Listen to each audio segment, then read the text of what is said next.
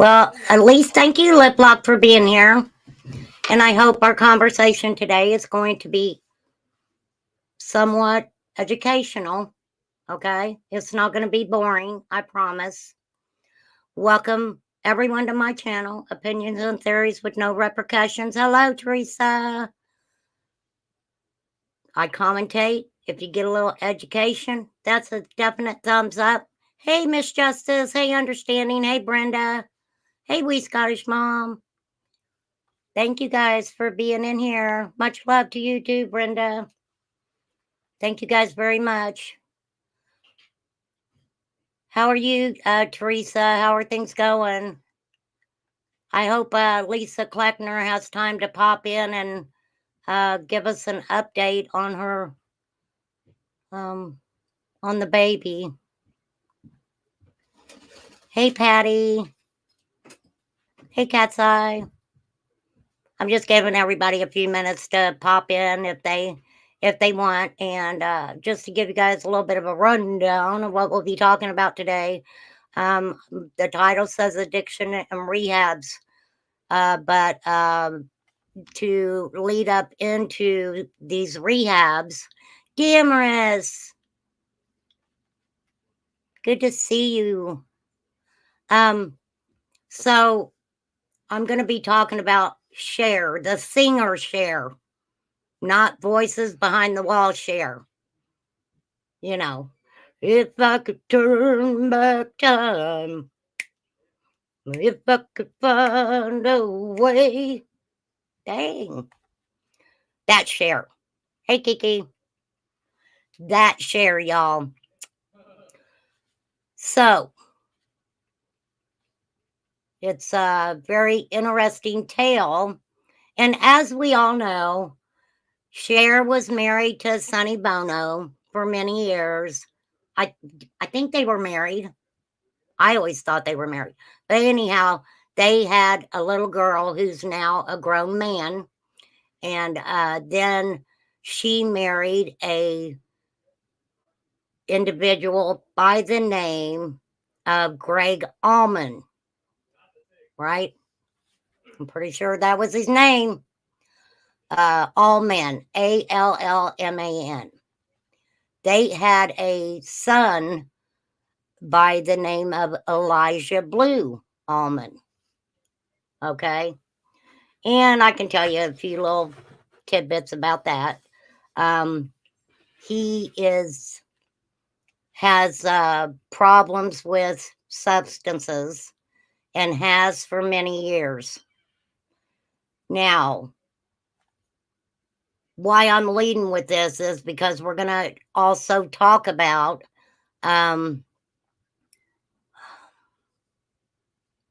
imprisonment versus conservatorship. Now, from my understanding, and I'll get into a lot of it, just to kind of give you guys, a few little tidbits here.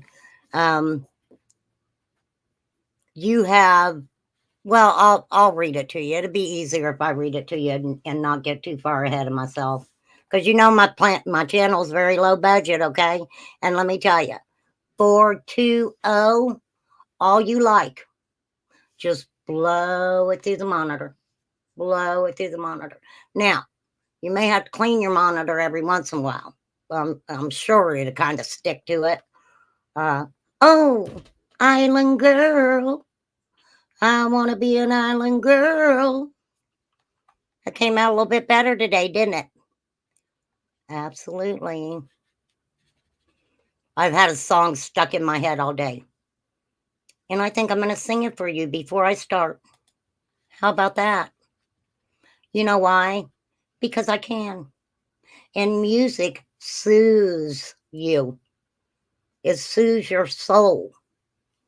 And even though I can't sing, I sing to you anyway. Maybe I should wait to the end so y'all don't leave. I don't think you'll leave. I don't think you will. But it's a good song. And it's been in my head. Tell me if you know who sings it. I can't play the music. strumming my pain with his fingers, singing my life with his words, killing me softly with his song, killing me softly with his song, telling my whole life with his words, killing me softly with his song. I bet you could get into that lip lock.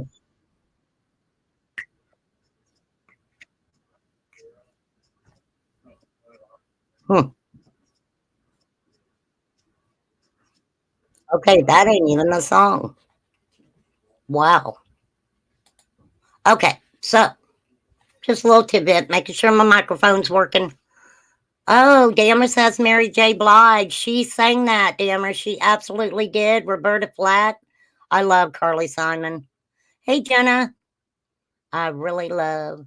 Oh, Lisa Kleckner said Rita Coolidge. How are things, Lisa? I hope things are really well. Yeah, Roberta, everybody sang it. Everybody sang it. Act right, people. You heard her. Act right. You already have a recording of you doing that song? Well, girl, you're probably doing a better job than me. Yeah, it was originally done by Roberta Flack. Hey, Katie Ann. Hey, Poppy. What's up? All right, so let's get into this. Oh, wait, I wanted to share something else with you guys. Oh, Lord, I got so much. Let me find it. Okay, here we go. I'm just gonna pull my okay, wait. I'll pull these up, but I don't want you guys to see my emails. Okay. This is a very interesting email. I'm just gonna share it so everybody can see it. I'm sure you guys have already seen it, but you know me. I love to share things with you guys. Okay, let me find it. Oh shit, where'd it go? Where'd you go? Where did you? Here it is. Okay. This is an email, or not an email. Hey, Dina Lynn, what's up? Okay, this is about Andy Bernard and losing his job.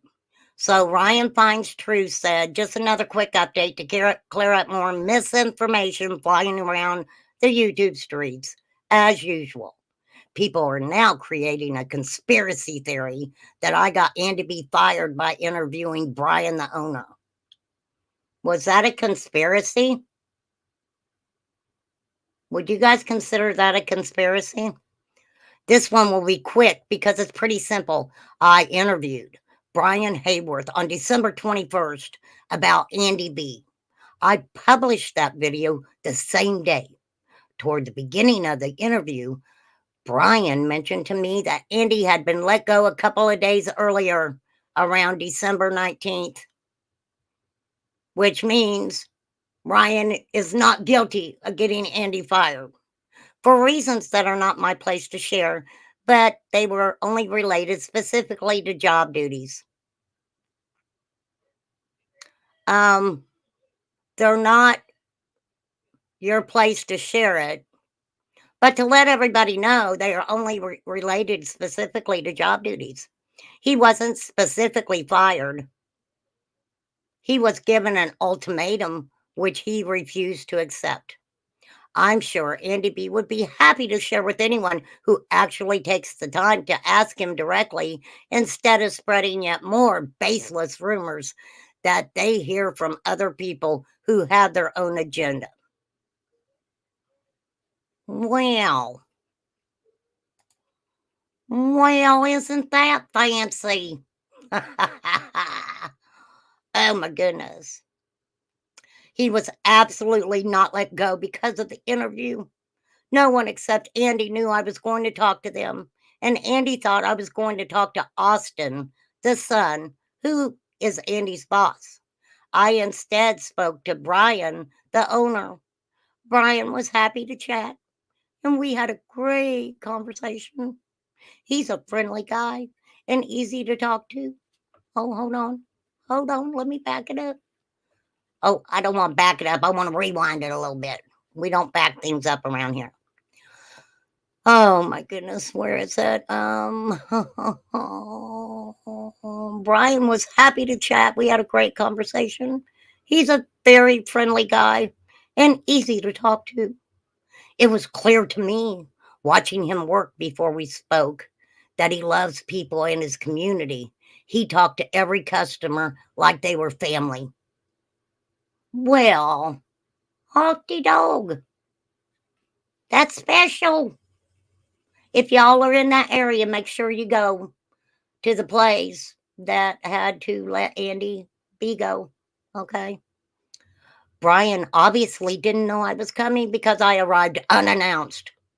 And all the staff were clearly curious why I was there asking to talk to Brian privately after work. If I remember right, you said that you waited for him to get off work, that and not knowing, and the man didn't know what you were there for, and you was sitting out there for how long waiting on him to get off work? I don't know. Sounds pretty creepy to me, but I don't know. Just saying. As far as I know, Brian isn't psychic and can't see 2 days into the future. Well, remain calm's going to be kind of, maybe I'll go to hell for this. Why didn't your wife tell you? I mean, she feels things, right? She could have told you before you left. Hey, honey, he's not off work yet. Okay. You don't have to leave right now. You can wait a little while. Okay. They trade. Oh, oh, I'm sorry, Lisa. I'm sorry. Well, we're all praying. We are all praying. You better believe it. Just give baby some time and let her be on that vent and let her little body heal up and hopefully hopefully mom perk up more also, and we're just praying a lot. Absolutely. You tell her. You tell her that there's thousands of people praying. Hey, Nada. Definitely. Okay, let me find where I was. Okay, he doesn't know if Brian's psychic. So if y'all are out there and hear someone spreading this ridiculous rumor that I got Andy fired, please do us a favor and correct them. But Ryan, are you really used to social media, especially YouTube, the so-called true crime community? I don't know. They don't apologize. And most of them do not correct when there's misinformation put out. And let me tell you why. Because it's content. All right. All right. Thank you all. And we're ready, really. And we're already looking forward to the weekend so we can get out there again. I'm just going to say this about Mr. Brian. And, I'm not going to be a bitch to the man. But it's,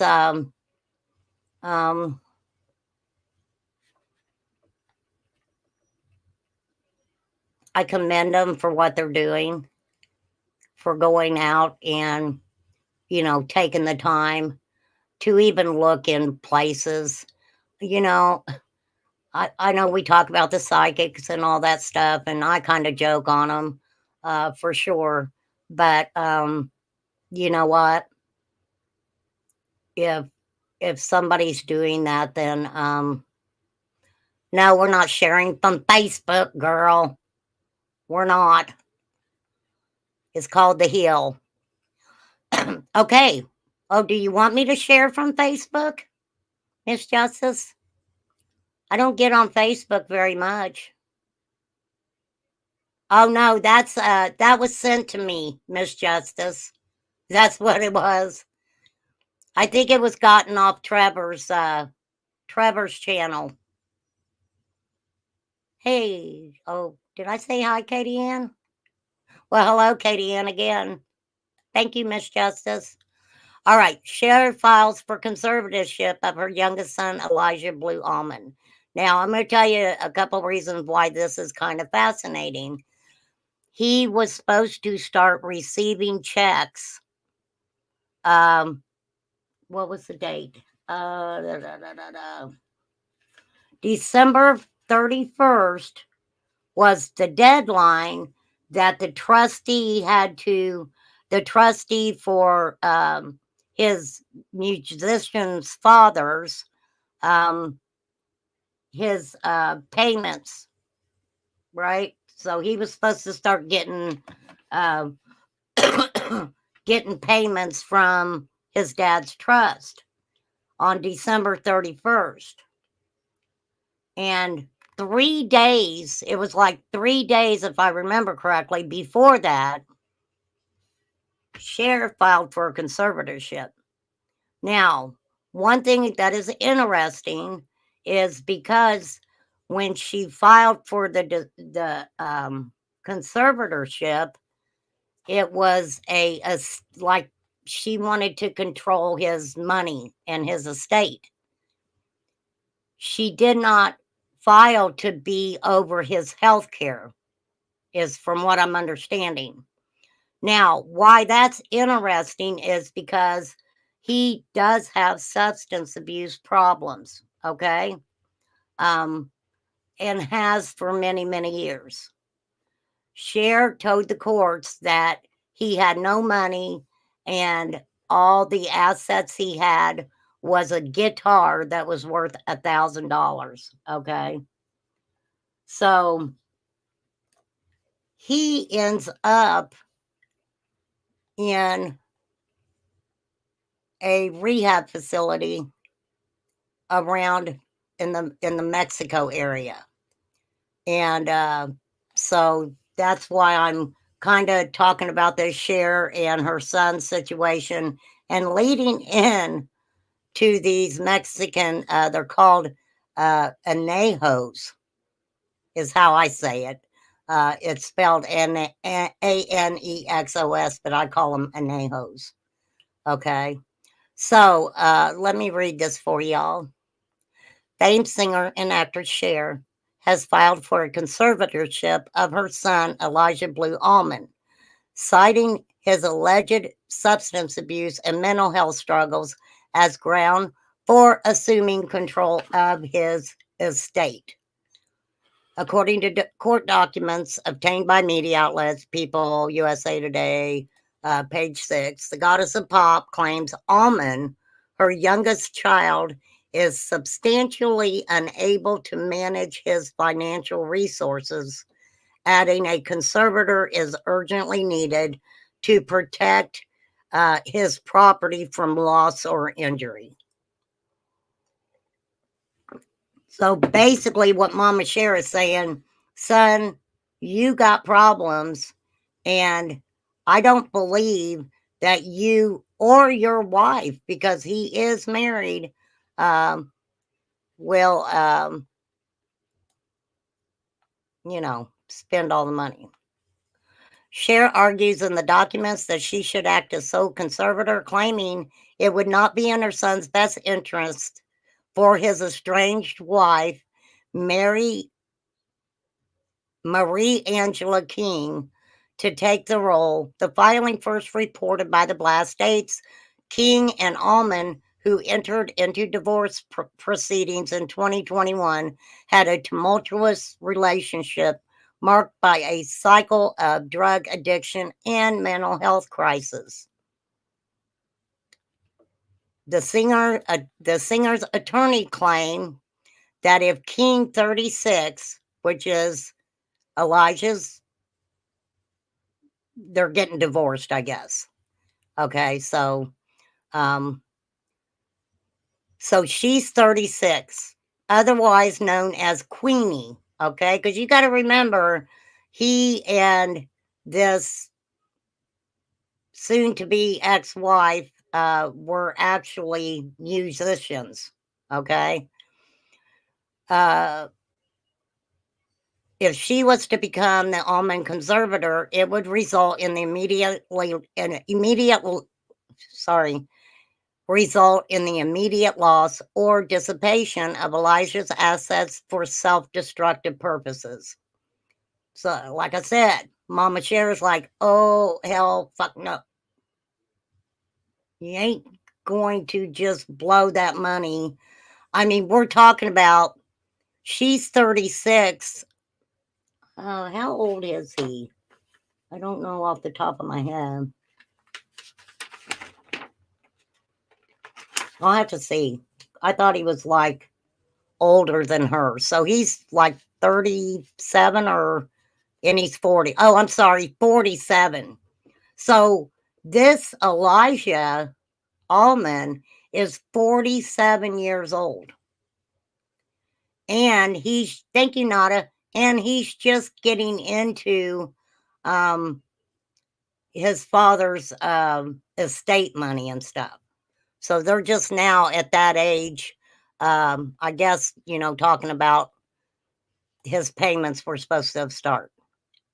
So Allman 47 is entitled to receive regular distributions from a trust established by his father, the late musician Greg Allman. The documents stress the Grammy-winning singer's concerns that her son will spend these funds on drugs, depleting him of his assets and ultimately endangering his life. So, Mama Sher is saying, this boy is an addict. If we start, let me get that off there, or drive everybody crazy. If he starts receiving that money, it's going to be detrimental to his health. Okay, so everybody's looking at it as at two sides, because in the alleged rehab he's in, it's not a good place. Okay, and I'll talk about that and tell you guys why about that. So that's a concern for him. Also, his soon-to-be ex-wife is concerned because there's no contact. She hasn't had any contact with him. So the filing follows recent allegations made by King in divorce documents that Sher staged an intervention in response to her son's addiction and mental health issues and hired 4 men to kidnap Allman from a New York hotel room. Okay. If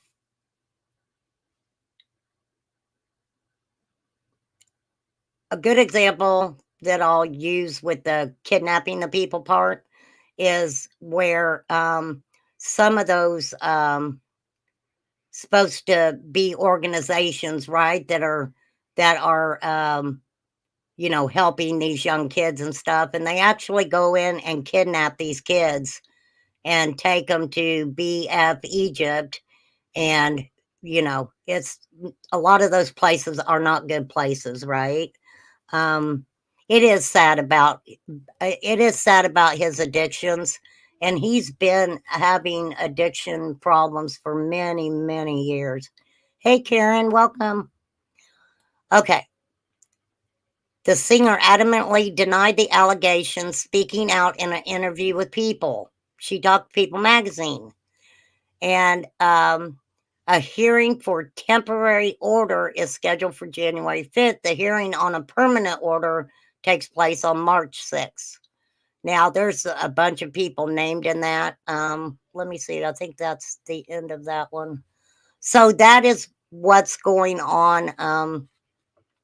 Let's see. I think I was going to pull up. Let me see here. But she did an interview with like People magazine and talked about that she's basically trying to save his life is what she's putting out. And if his addictions are allegedly very, very bad, very bad. So this is the thing about it. Now, he got on Twitter and talked about being in these imprisonment via conservatorship. Now, what happens is, okay, what happens, and we can tell. I'll just tell you about a couple other countries who do this. They actually go in the street and find these drug addicts, and they take them. They pretty much kidnap them, take them somewhere, and most places they are not treated kindly. They have 8 to 9 men who sleep on the floor together. They get abused. What caught my eye when I was kind of researching was when they were actually splitting these men up. They would take their blood pressure, and if their blood pressure was good, they were considered individuals that they felt could make it through withdrawal, okay? And withdrawal from every drug, okay? And the ones who they thought couldn't, they took somewhere else. And a lot of people do not make it, okay? Now, they're called anexos. That's what I call them. It's spelled Anexos. And it's a community-based addiction recovery house created in Mexico. Latino migrants have established anexos across the United States. In Mexico, anexos are often associated with coercive stays and corporal punishment. And these men are not treated good. Now, the thing about it is, they are creating some of these programs in the United States. Okay, that's why I kind of mentioned with, teenagers who's having trouble.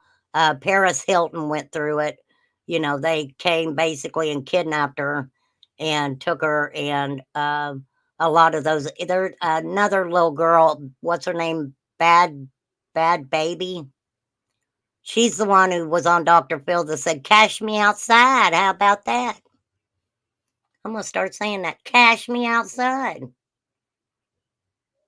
What you gonna do? Punch me through the monitor? Cash me outside. How about that? Hey, Deb. So yes, very, very disturbing. Very disturbing. So many. Okay, let me look at my notes here. So basically, it's a rehab scam, and this is what's interesting, is because where do a lot of our drugs come from? Really, I mean, fentanyl, different things like that. Um, yeah, Brenda, you're right. I mean, if she's very concerned about, his health, and this is the thing, though, what I talked about. She filed for his estate. She didn't file for him. She didn't file for his medical. I was going to talk about that too. She did not file for anything like that. But his soon to be ex-wife was blocked contact with him. Now, damn, I wish I could find that. I had it pulled up yesterday.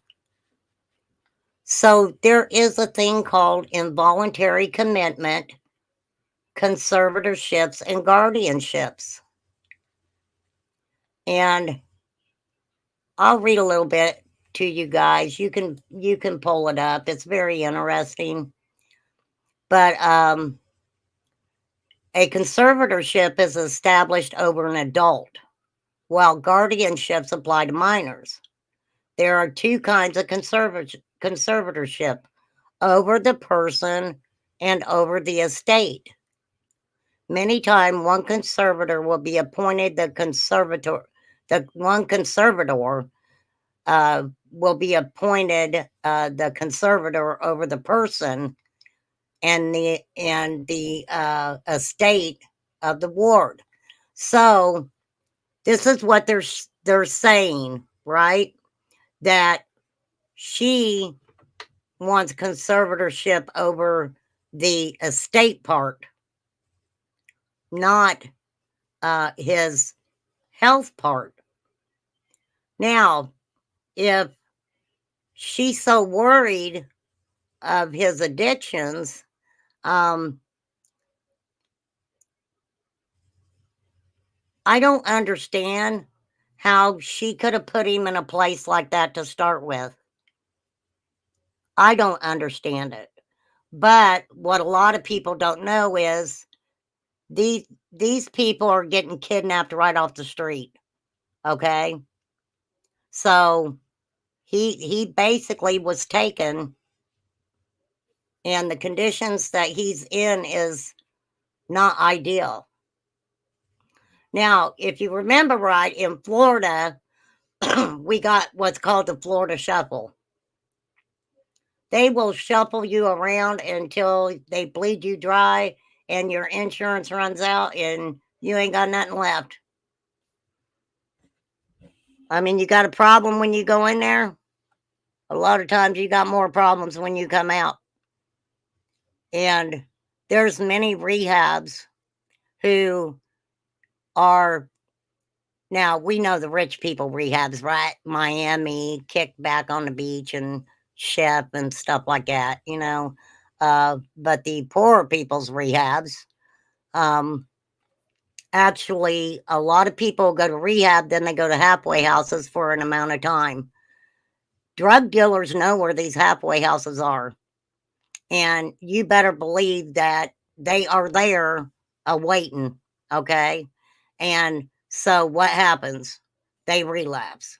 Then it all starts all over again. If you want to really get into a what I feel is imprisonment via conservatorship, look up Bam Majera, okay? And he's started skateboarding when he was very young, became really popular, was in the Jackass sequels and things like that. And he was in the Florida Shuffle for quite a while. And anytime that he would get out, they would say all kinds of stuff to get him back in there. Of course, he had a lot of money, so, you know, um, look him up. Look him up. I'll show you guys where to find him. I'll show you where to find him in a minute. So, conservatorship over estates creates a fiduciary duty. Now, so that would mean like with Britney Spears, right? With Britney Spears, it was both her estate and her health. So her daddy did both. A lot of it was threatening, though, I think.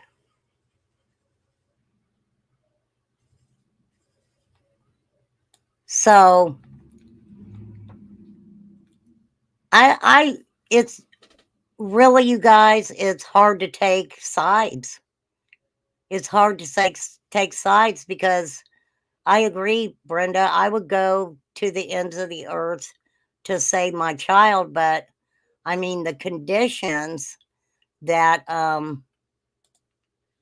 that he allegedly is in is not idea. I mean they are abused. They are abused. Does it work for some? Maybe. I mean, I don't know. Um, okay. So this is what the the soon to be ex-wife is saying. Sher hired men to kidnap son amid divorce proceedings, daughter-in-law alleges in court documents. Because the soon to be ex-wife is like, I want to know where my husband is. I want to see my husband. So she, of course, uh, pursued the accusations that,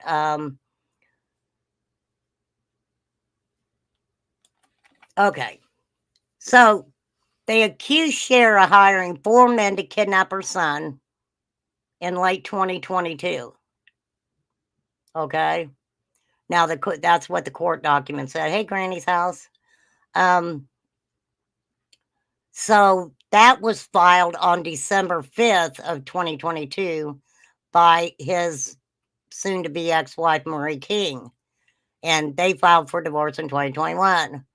And so now they're getting attention because of this. Oh, there's Ryan Reynolds and Blake. She's so pretty. So she's 36, and she's alleging that Cher, and isn't it a shame they put her age in here? Why would you do that, people? People magazine, why would you say Cher's age? Because she sure don't look 77. Hired 4 men to remove her son, 47, from their New York hotel room on November 30th, the date of him and his soon-to-be ex-wife's wedding anniversary, because they were trying to reconcile their marriage and she was concerned for her son's well-being.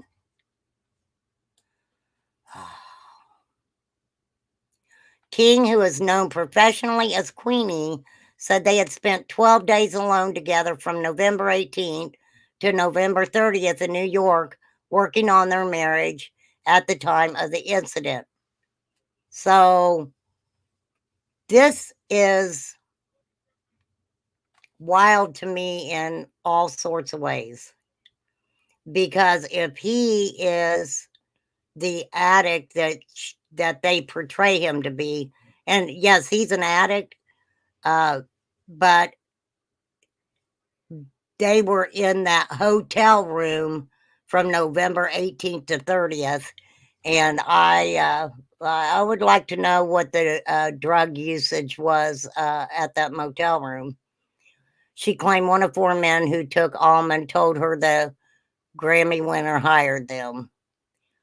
Currently unaware of my husband's well-being or whereabouts. I'm very concerned and worried about him. I would be too. I mean, I don't understand why she doesn't want. I mean, there could be many reasons for the lack of, the lack of wanting her to know where he's at. But what they have done is, in this article, is made it out like that Cher filed because of the money situation. I don't think it had it. This is just my opinion. I think she's a mom who's watched her son, and he's 47 years old now, you guys.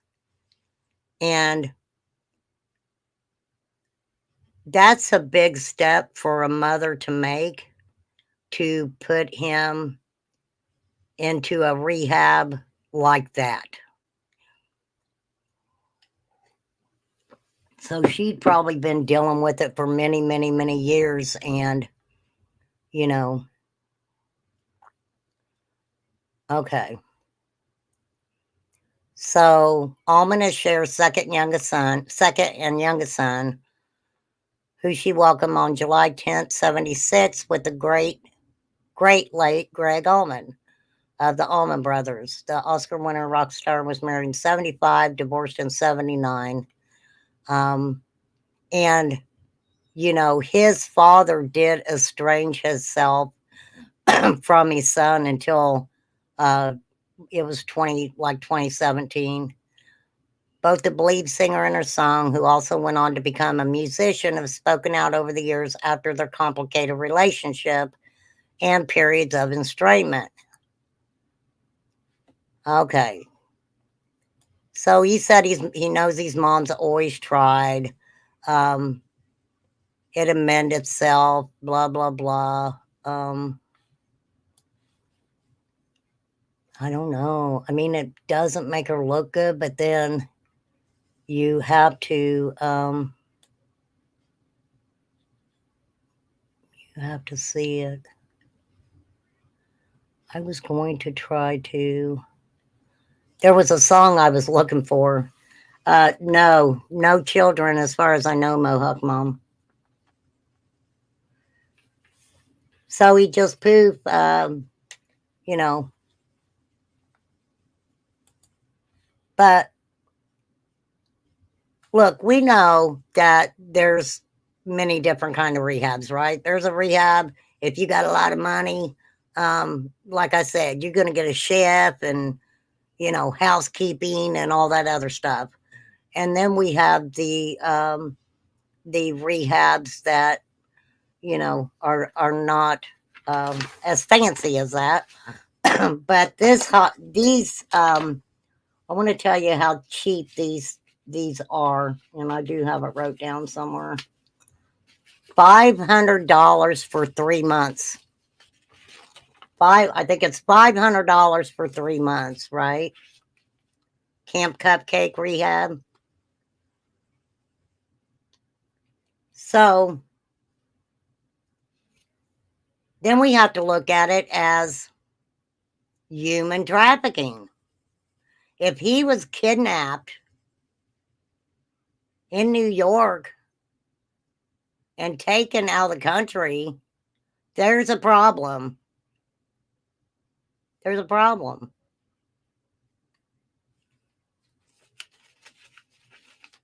But like I said, how convenient is it to be a country that, and I'm not going to get political, a country that has brought many, many different substances into the United States very easily. And now all of a sudden they have rehabs too, right? Look at the little places where, poppy is their main source of, an economy in some of these places, right? Well, what are you going to do? Your life is poppy, poppy, poppy. They're going to become addicted also. Hey, BZ, but let me tell you, they beat the shit out of these guys. They really do. And they just feel like that's the way to handle the situation, because most of these people that are running these rehabs are addicts. Well, I think the situation,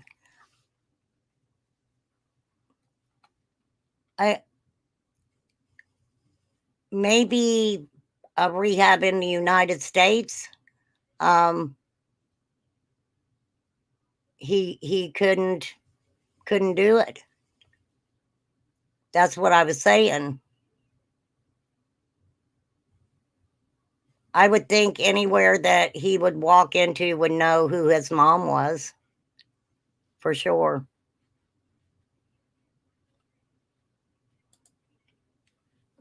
But they came into that hotel room and took him. But from my understanding, the place where he's staying, he's actually sleeping like on a mattress or the floor or something, and there's like 6 or 7 other men. They're all laying there together. So they just group them together. I will find where I was when I was a little boy, and the devil would call my name. He'd say, now who do you think you're fooling? Gosh, that's an old song I forgot about.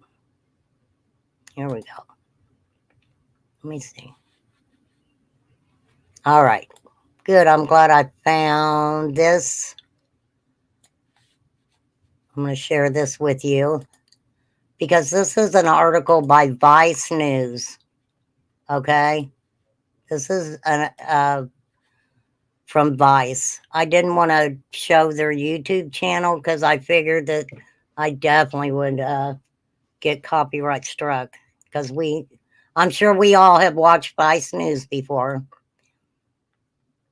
It says you can't see the house from the street. It is surrounded by a towering wall laced with barbed wire fencing, and it boasts a large locked metal door. Once inside, it seems peaceful. There are trees on the lawn, music playing, rooms full of posh sofas, and framed pictures of Jesus. Then you go upstairs.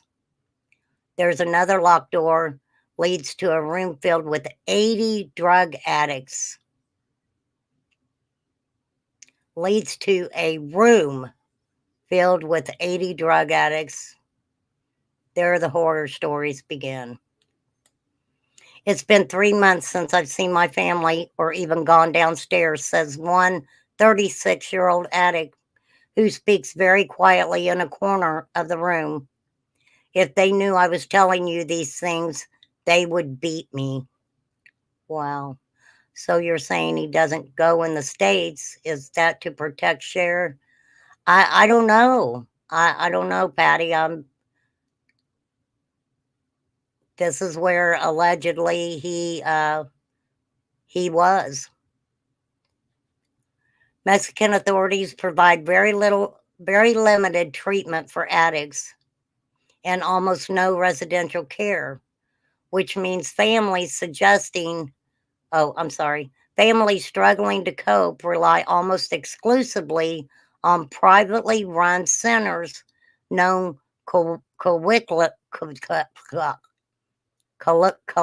can't even fucking say that, colloquially as anexos or annexes. The majority of the inhabitants, who are known as anexos,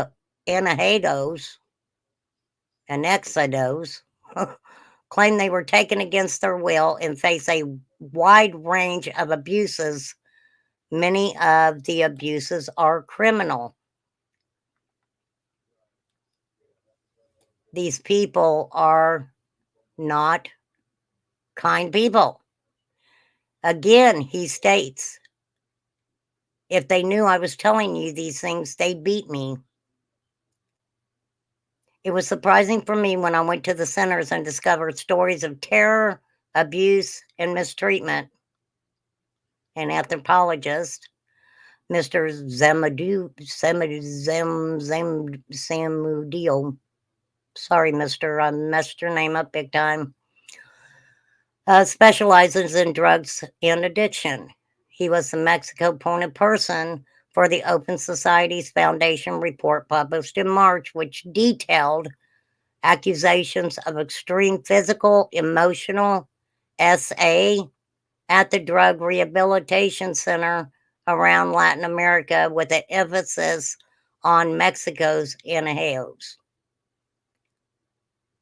Zamudio says that for him, the only thing more shocking than the tales he heard from addicts during his research was finding out their only option was to go to another one of these centers, which are sometimes used.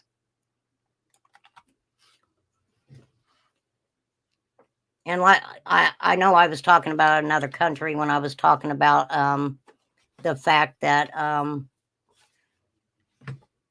they in some places they have guards literally walking down the street and going to places where these addicts are and kidnapping them, basically.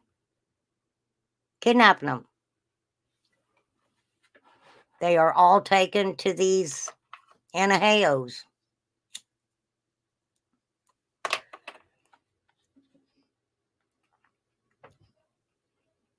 Okay, so these I'm gonna call them annexes, okay? Hey, Vic.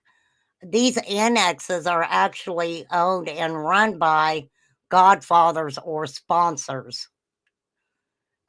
So, like I was saying earlier, a lot of these people are ex addicts that are running these facilities. Hey, Patty.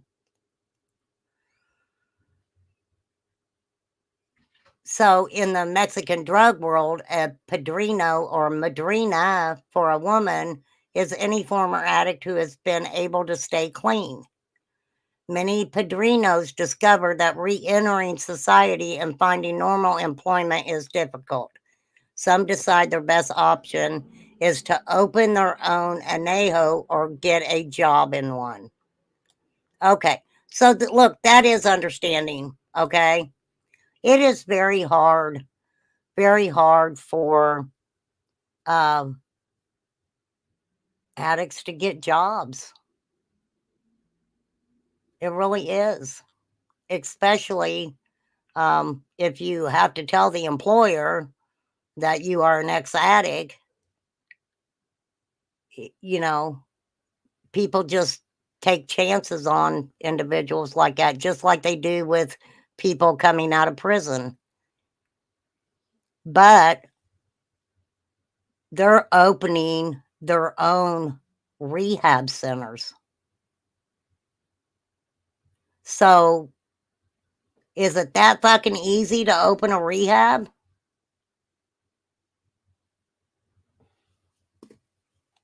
I mean, seriously. But what are you doing? You're getting them individuals in there.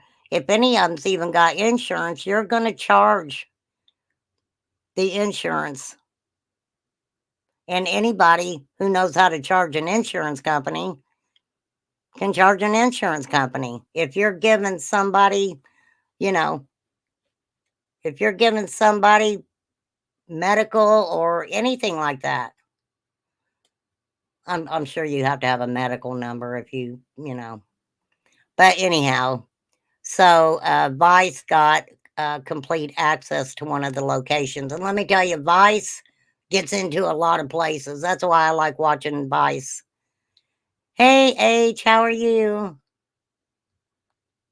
So,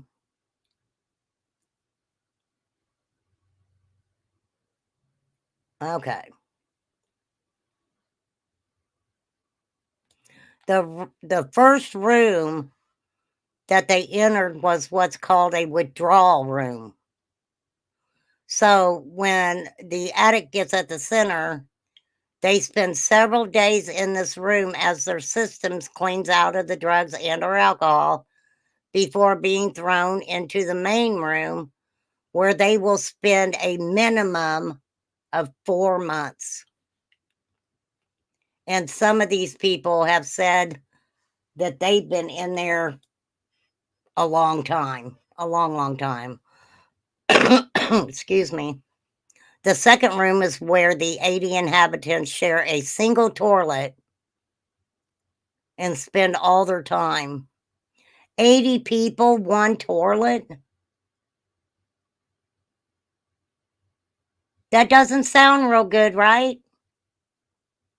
If you got 80 people in one toilet and these people are just coming out or maybe not even having the withdrawals all the way through, wow. They have meetings, eat, and sleep in the room. like sardines. There's cameras monitoring them 24 hours a day. They are not allowed to leave unless they have a visit, and many have been there close to a year. They aren't told when they will be released until the day it happens. Now, there was absolutely inhumane conditions, Lisa. And then there was a individual who they were speaking out for these people, victims, whatever you want to call them. You know, I understand that they have substance problems, but I don't understand how that would be helpful to their problems. Unless they try to make them think, you thought you had problems then, you got a lot of problems now. I mean, that just sounds horrible. But there was an individual who actually, they were speaking out for these people, and one of the guys got picked up, and they took him to that center. And the calls that they made, they told him that they were going to sue them if they didn't let him out. They had a call. His mother called because he's in a different country. So his mother called, and they said that she had to physically be there before they would let him out. And they started telling him, we're going to sue you if you don't let him out. And they finally did let him out. He said it was horrible that he was abused. I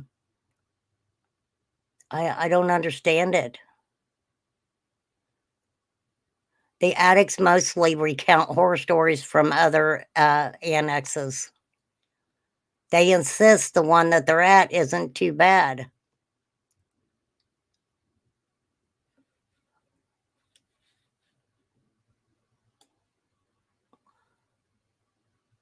So one of them was saying they were talking about the center they were in, and other addicts were hollering at them, telling them to be quiet. When they were allowed to have a visit from a family member, they are taken downstairs where the center has a nice furniture and even a bar stocked with alcohol. Make that make freaking sense. Make that make sense. So you got them in rehab. You're not being nice to them, basically treating them like freaking animals. But if they are allowed a visit, then they're allowed to go downstairs and sit on the nice furniture and even have a bar stocked with alcohol. What the hell? What? That's fucking crazy. That's crazy. Family members are never allowed to see upstairs. Families are instructed repeatedly that their loved one is a liar and will say anything to get themselves released from the center. Boy, that's messed up, because there's a lot of organizations that do that. Okay? If you research any type of uh, mental hospitals or whatever, where there's younger adults, I will say, wow, I've heard some stories where that's exactly what they do. They repeatedly say the kids are lying and stuff, because a lot of times when they go in there, it's because they're doing teenage stuff. And but yeah, that's messed up. Okay, so when they meet with their families, they are constantly supervised.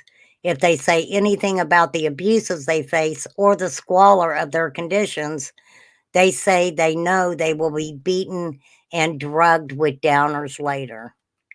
So obviously, they're drugging them with downers also. It's a circle. It's like they're giving you a membership or something. Wow, I don't know if I'd look at it that I damn sure don't want that membership. Besides being beaten by several padrinos at once, the annex identify a variety of common punishments. They say that sometimes you can be tied to a column called a crucifixion. Hands tied behind your back is called a pescadito or little fish. Another punishment is said to be standing for 24 hours, being forced to crane your neck to look at the camera. One claims that in other annexes, this punishment sometimes lasts for as long as 3 days. 3 freaking days.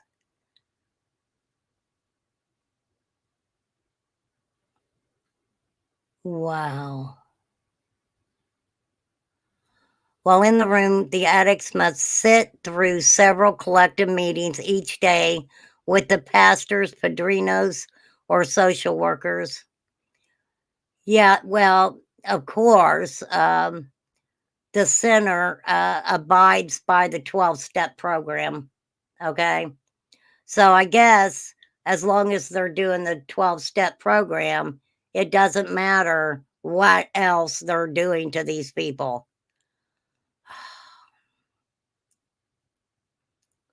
So they complain they are left for hours at a time without exercise or anything to do and without emotional support. I'm sorry, but even for someone with addiction, that's horrific. That's horrific. So what is really the purpose besides making money? Obviously, these people are, but is their mindset that we're going to make it so horrible here for you that when you get out, you will never touch substances again because you could be sent right back? I couldn't imagine being in that condition for a day, let alone a year or more. That's crazy. I think they create people that are going to fall into drugs again. You're going to stay here your time, but when you leave, you're going to fail. You don't do anything here, and when you leave, you're weak physically, mentally, and spiritually. This one man said, "This is the 8th time in an annex. Of the 9 interviews, 8 is the lowest any of them have been annexed." One man had been annexed 47 times. 47 times? It's a circle. They know they'll have you here for 6 months. Maybe you'll leave in 2 months. Then you'll come back. It's like they're giving you a membership or something. Wow. While we were speaking, screams are suddenly heard outside. A woman is shrieking. The infirmary starts buzzing. In the main room, people huddle around the window in the door to watch. 5 men enter carrying the woman as she yells no repeatedly in long howling bursts. They throw her into the main room, basically. Dang. So I don't think it says if the men and women are in the same room.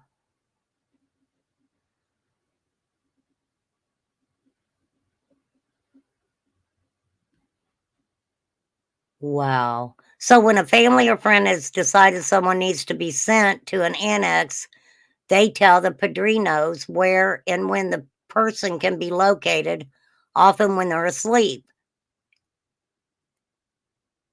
The in in oh fuck. In Chan Cladora. And Cadora. Fuck, I can't even say that. Enchancladora. Cladora. Patrol arrives and forcefully takes the person. If they fight back, they beat them until they are subdued enough to be transported to a truck where they are locked in the back and driven to the annex.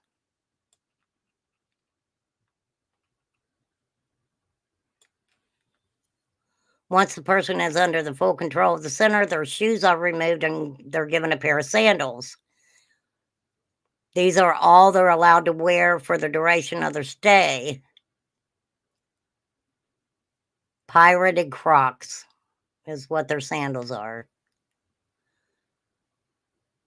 The anexado who was talking when the woman arrived said he fought back the first time the sandal patrol came for him and was left beaten and bruised for his efforts. Last time he went quietly.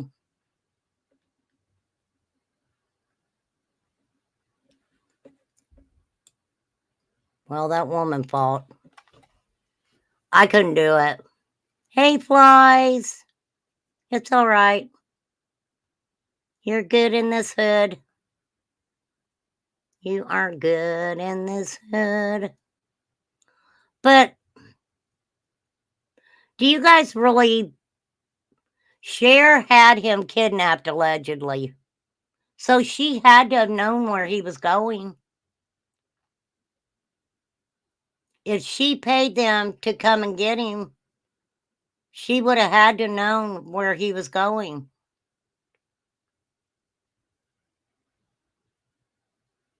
So I guess it doesn't make a lot of sense.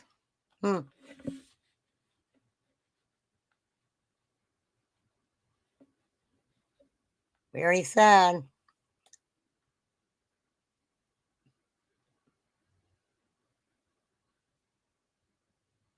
They're talking about 2,000 people across the country.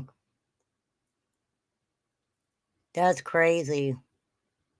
So in December, allegedly the inspectors had visited 48 centers in several states and shut down 28 of them because allegedly they're here in America.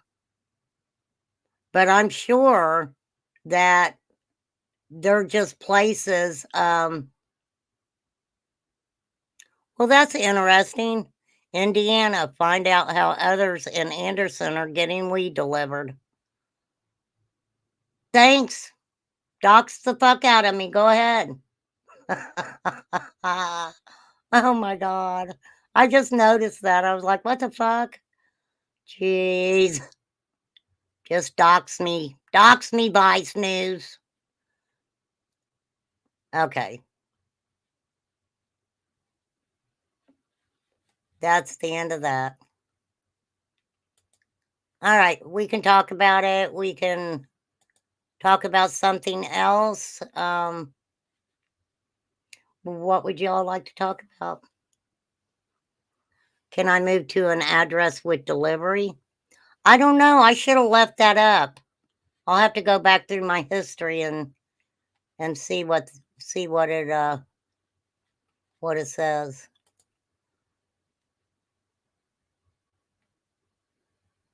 And then I've got all those Marlena text that I don't put out because I don't know whether to fucking believe them or not. So, all right, how's everybody doing? Come in here and talk to me. What's going on the YouTube streets? What is it? I've heard some crazy things. Oh, you're good, Misfit Mess. But you know, that is sad. Knock on wood. Knock on wood. I've been very fortunate that my children, they're not drinkers. I mean, both my older daughters smoke cigarettes. I smoke cigarettes. I need to stop. And but they don't, my son, none of them, they're not, they don't even drink hardly. And I'm blessed by that for sure.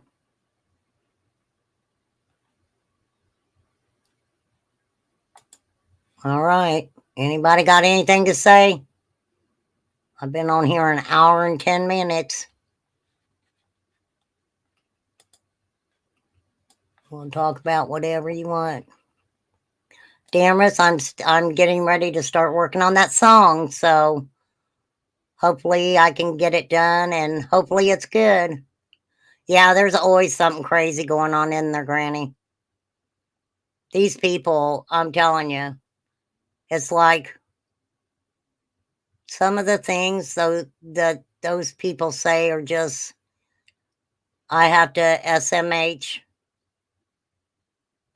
But hey, you know what? It sells. Drama sells. For sure. I was trying to see.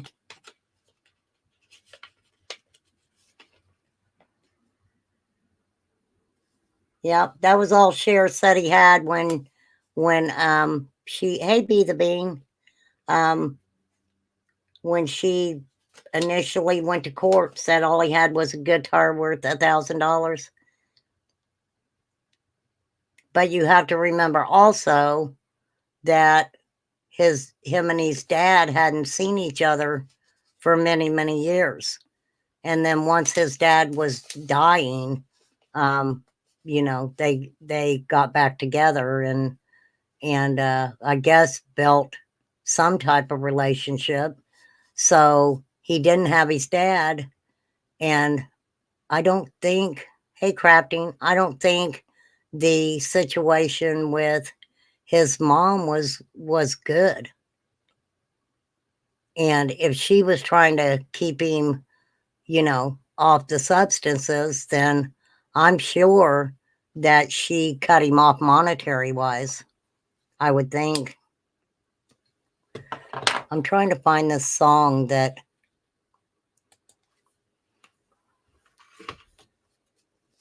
I found it earlier and then I took it off there. But isn't that the way to go? You know, if you're a dealer, you know, deal out of one trap house and open a rehab across the street. Shit, make that money. What it sounds like to me. But they'll get you in there and they'll try any way that they can to keep you in there. For sure. And there's also been instances that just doesn't make the news where, you know, individuals will go into some of these rehab and you know, by the time they come out, many people are unalive, if you know what I mean. Now, I do know something else, like it was like back in 99 or something, he actually tried to change his name legally. He tried to change his name. So that's kind of weird.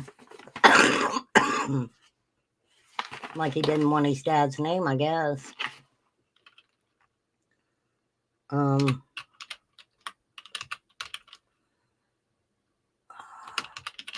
looking for a song that was wrote.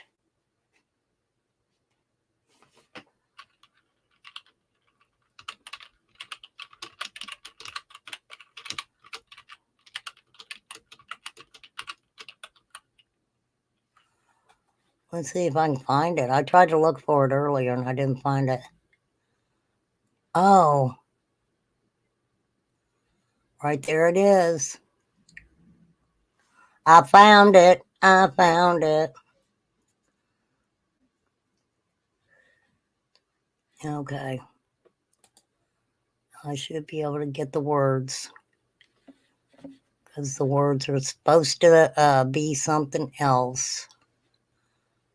If I can find it. I heard these words were kind of wild. I don't know if it's gonna. Let me see if I can find it on YouTube.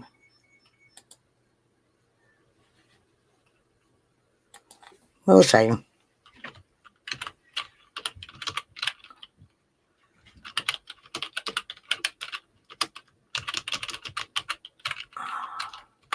It's called All She Wants to Do Is KILL Me.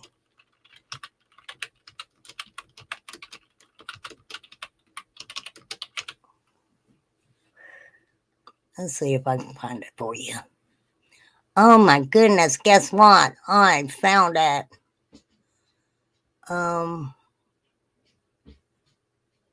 I only want the words. Okay, we'll do it live. I'm not going to play it because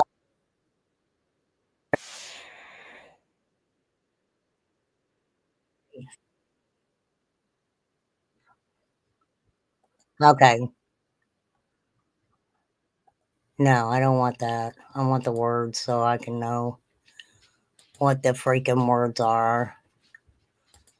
Let's try this one.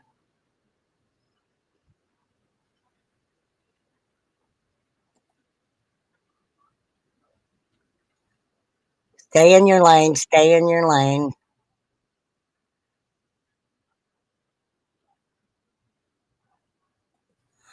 All right. I don't know. I can't. It's not showing me the lyrics. Let's see if I can karaoke it. Let's see if we can karaoke it. Why not? Um, no, it's not on here for karaokeing. All right, I will find the words and I will write them down and I will get back with y'all. I will. I will. I will. Because it's a weird ass fucking song. It's got the audio, but if I play it for you guys, I'm going to get copyright struck. And I would rather write the words down and then let you know what they mean or what they say. Because she's only got 2 in here. And you know what? I hate to say it, but she doesn't have too many views on that song. One's got 57, and then the other one's got 179. Wow. Stay in your lane, stay in your lane. Don't play that big game, stay in your lane. Wow. Okay, that's going to be interesting. I will get the words out for you guys. I even tried to get the subtitles up and it wouldn't even let me get the subtitles to the song up for some reason. Freaking weird. Freaking weird. But yeah, I mean, we got to look at it like this. Do you really feel that, um,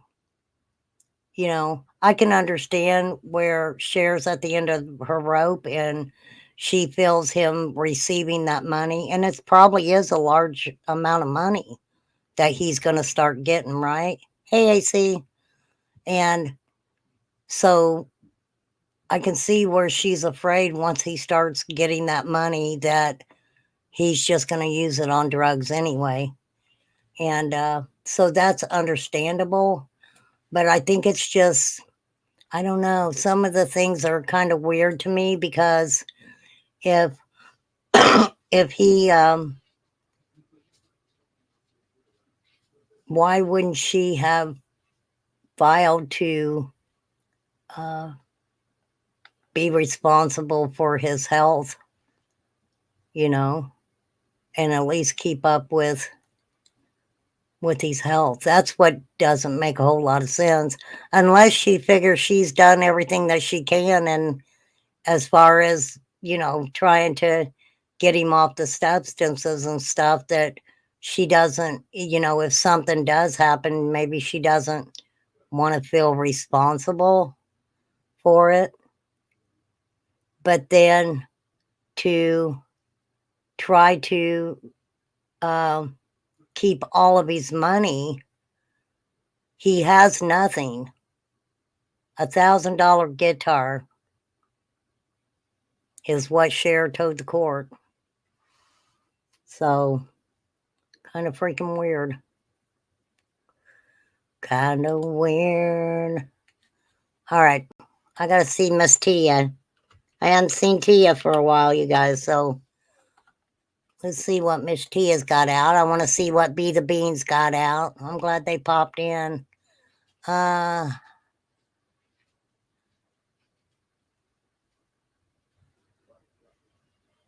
Let's do, we'll do news on the street. Miss Tia, this is fair use, darling. I'm just catching up with you.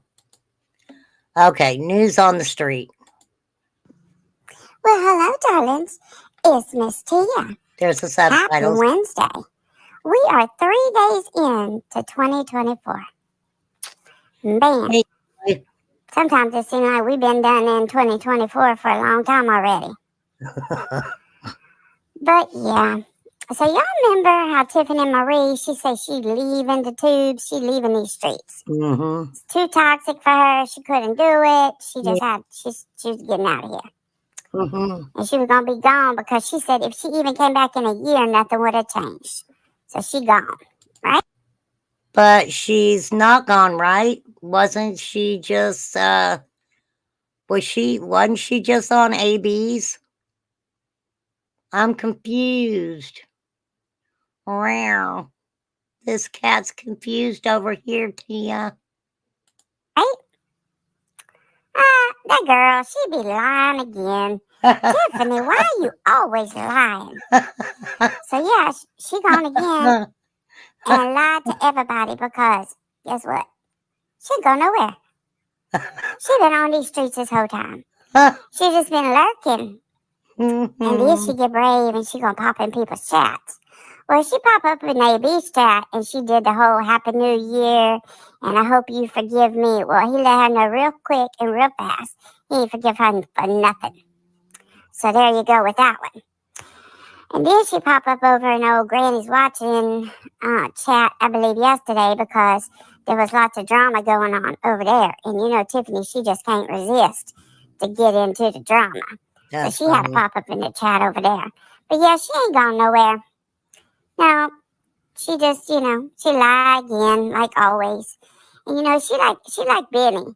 She just like her man, Benny Key, the criminal with the anger monitor. Because, you know, that time Benny said he was leaving the internet. He was quitting the internet. And I mean, if he did quit, I don't even think he quit at all. But if he did, it was for like 6 hours. Because then he was back. So, you know, I don't know. Maybe Tiffer's... Well, you guys know what? Hey, the mouse. You got to realize Benny, you know, has an ankle monitor, which means he ain't got no friends, right? Yeah, Sher needs to start sending photos to Dawn. Oh, my goodness. You know what? I'm going to say this too. Why do they keep doing shit trying to find out who Prayer Garden is? They keep doing that, and I wrote her name down like in the beginning of Summer's case because Don Wells got pissed off at her. He was on Cher's panel and he was going off about her and he said her name. And I wrote it down, and it's not the name that I got, and I could be wrong, is not who they were talking about, but I could be wrong. Okay, I'm not saying I'm right. Please don't get in my comments, tell me I'm wrong. All right, I don't need to hear that shit just because I don't. lasted a little bit longer than him. I don't know. I think she's been in the bushes this whole time. That's what I think. But yeah, the two of them, they the same. They are totally the same. Two peas in the pods. Only difference is Tiffany ain't got that pretty little ankle monitor. The little ankle bracelet. Maybe he'll send her keep on, one. she might end up with one. We'll see. But anyways, So yeah, and speaking of being over in Granny's watching, so yeah, there was all kinds of drama popping off yesterday in that live. It was a long live, and they had beat him. You know, he the head B, except you know, like right underneath the queen. Um, and he was up there, and like Center was up there, and they was just going at it, and I mean it just craziness stuff. But one day, Center called him Queen Bee bitch. I'm sorry, y'all, but I thought that was funny. Queen Bee I bitch. Well, you got Mr. Sher, and then you got Queen Bee and Queen Bee bitch.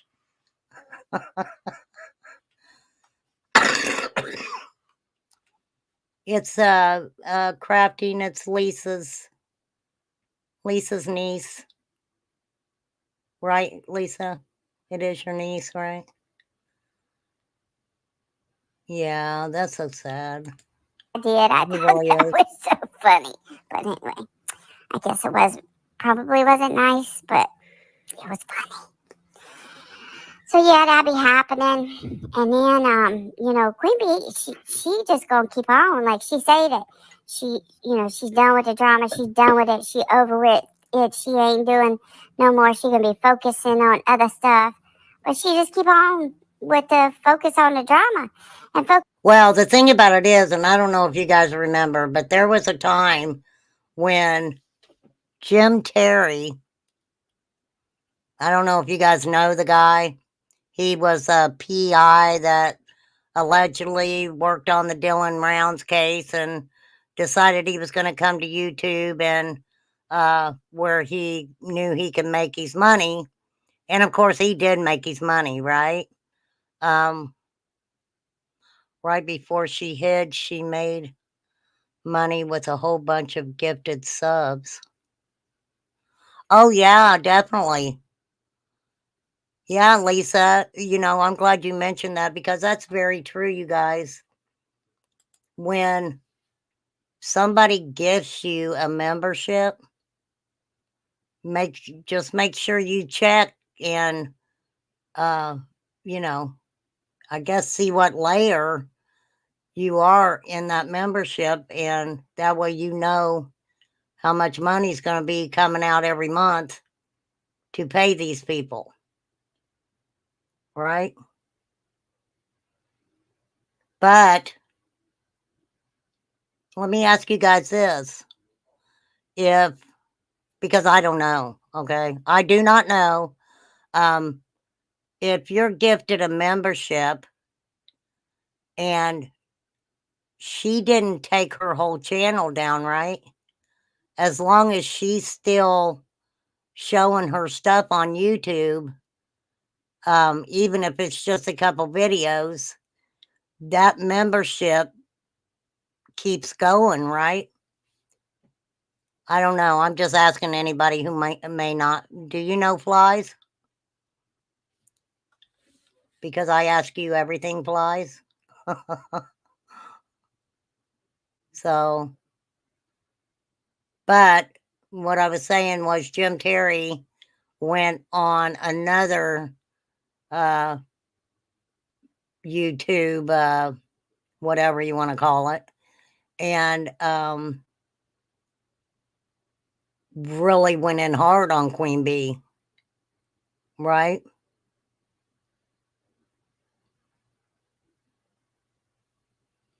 Only for a month, but if you buy it, yeah, if you buy it, absolutely. If you buy it, then so they give it to you for 30 days, and then you go ahead and okay, a gifted one lasts a month. Okay, that's what I thought. And then you pretty much have to you know, say you're going to pay or not. She has her channel up to hit everything. I don't know why she did that. I mean, I don't know. I really don't care. I really don't watch her anyway. I mean, she's not my cup of tea. But I seen her on ABs and she was talking about when Jody talked about little girls being touched on the hill and stuff. And I was like, you know, if you were that concerned about her saying that, why are you waiting till now to say something was fucking up with it, you know? So, I don't know. Focusing on a few folks. Like she stay and focus on Jonesing and Deeds and Nunya and Burden of Proof. She just constantly be, something about them. Ow. And so she posts something on a community wall about them, or she say something on her live about them, and then boom, they back saying something back to her, and it's like it's just gonna go back and forth. And let me say this, just so everybody knows. You know I love you, all my subs. You know I adore you guys.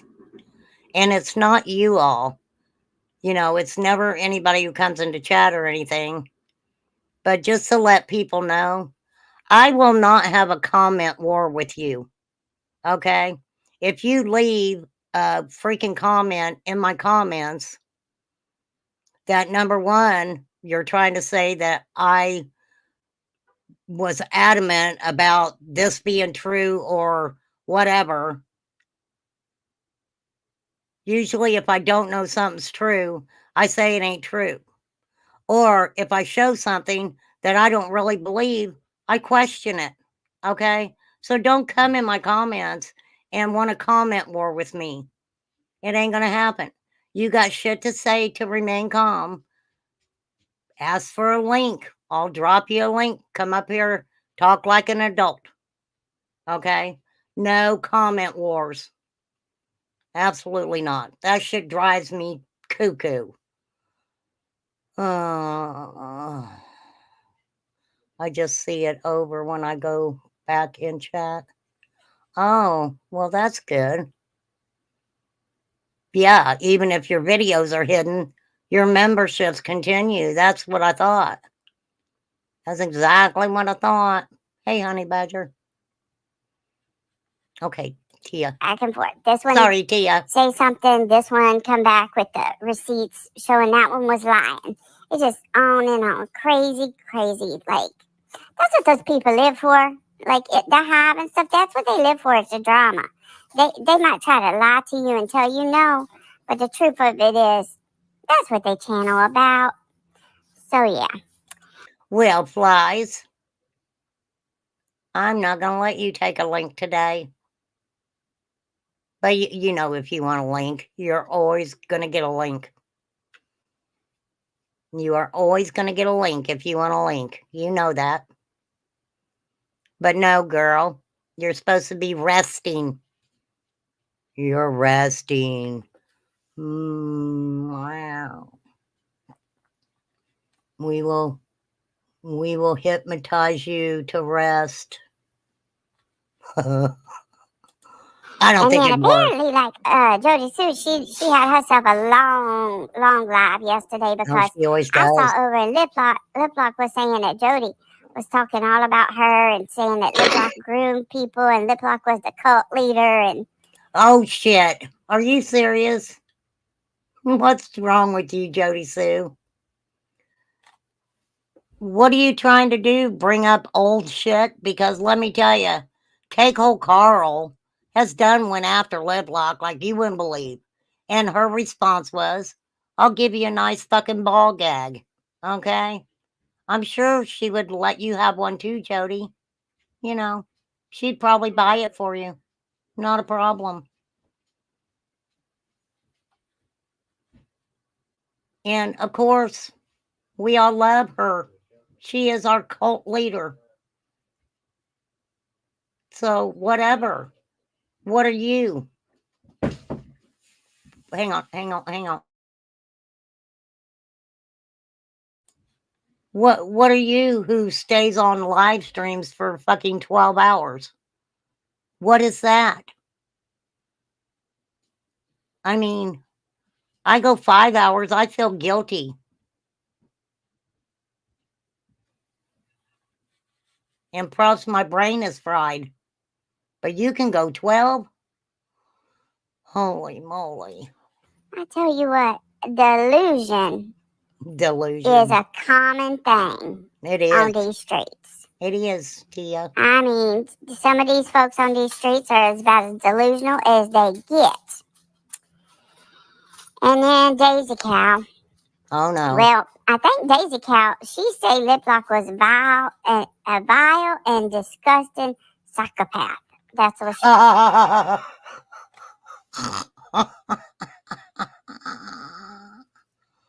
Well, we love vile and disgusting psychopaths. Wow. Daisy said that? Kalaka said that? Dang, Kalaka. You are just a little bit cray-cray there, girl, in my opinion. she said. Well, you know, I don't know that Daisy be the one should be calling people names like psychopath and stuff. Like, again, I say about Miss Daisy, she need to focus on herself. She need to be looking in the mirror. She need to get a therapist. And she need to go to church. That's a whole list of things there, Tia. Let me say this. The Wells haven't been making appearances on Kalaka's channel, right? I don't think they have, right?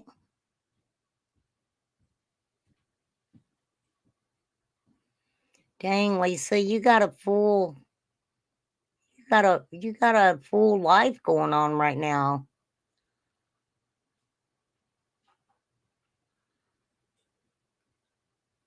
She's oh my God. Oh, the shit she comes up with, Lip Lock, it just cracks me up.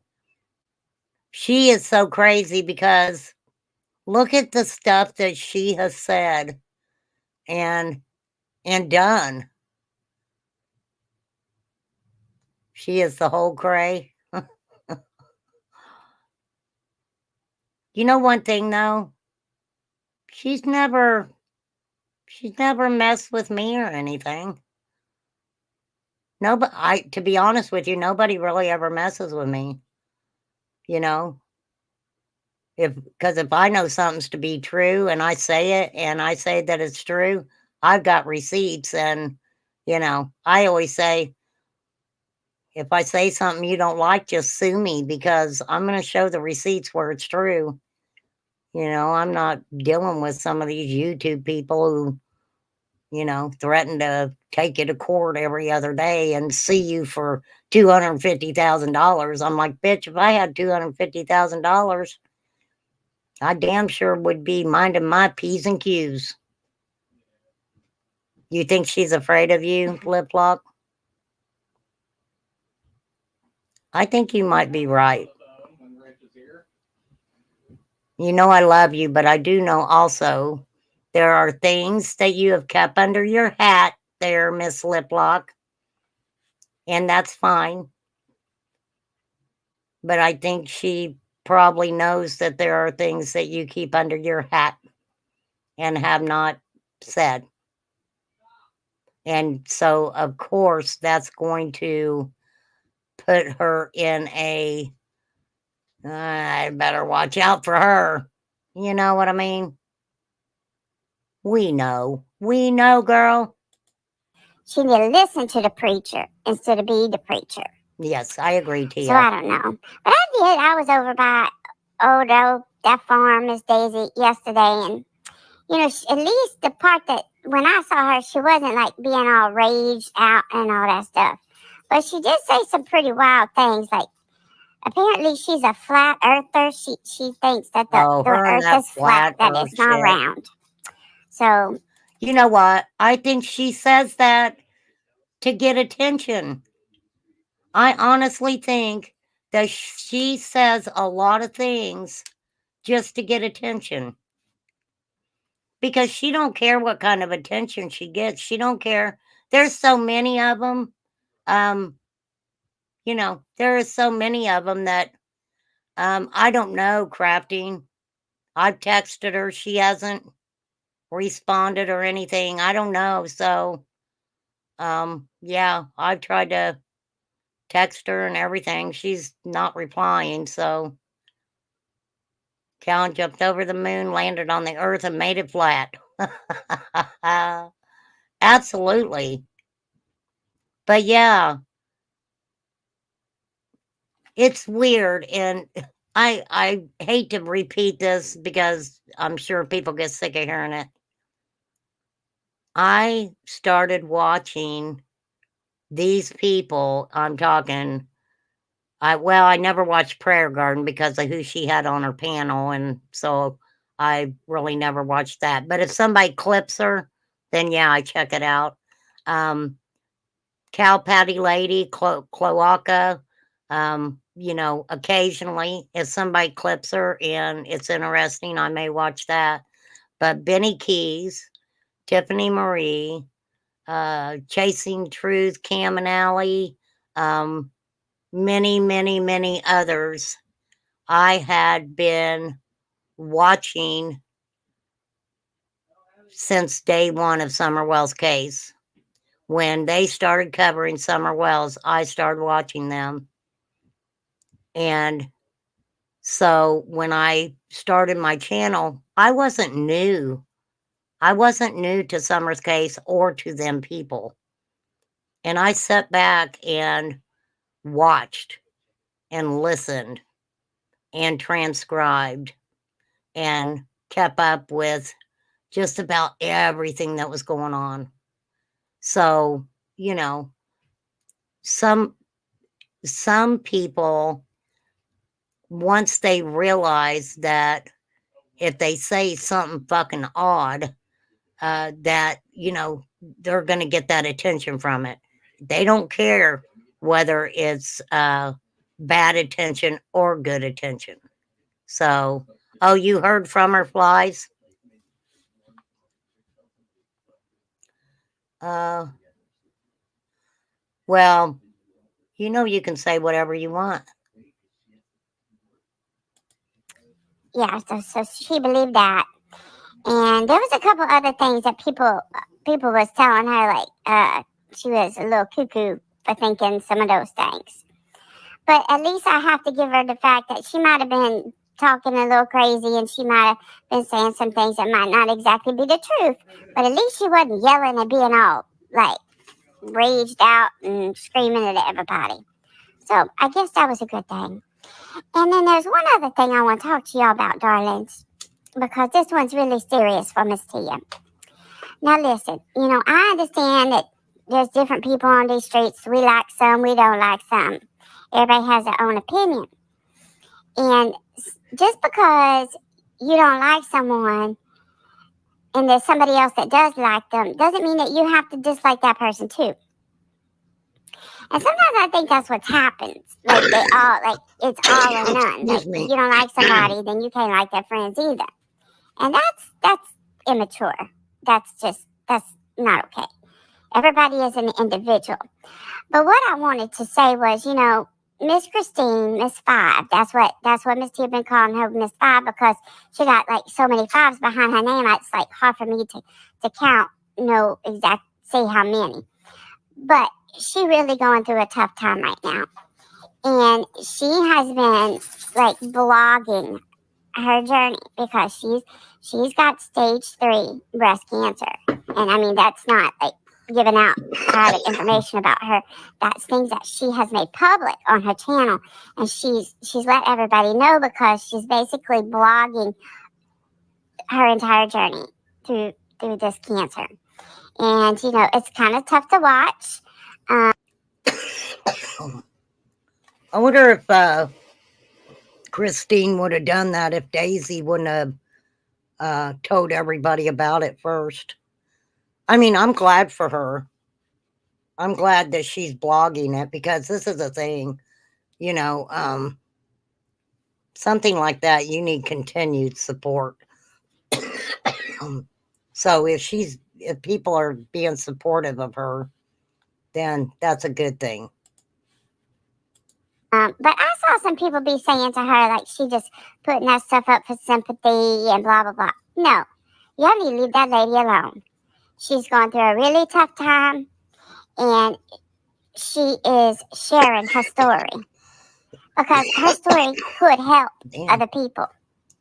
So, just because you don't like it or you don't like her or you don't like her friend, don't mean you need to be talking any kind of ugly way to her right now. Because, and I know Miss Tia, I have said some stuff about. This is the thing. This is the thing. I got to get my ruler. If you don't believe her, don't watch her. If you don't believe her, don't watch her.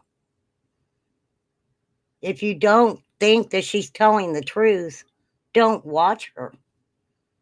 Why get on someone's... Why give somebody mean comments like that?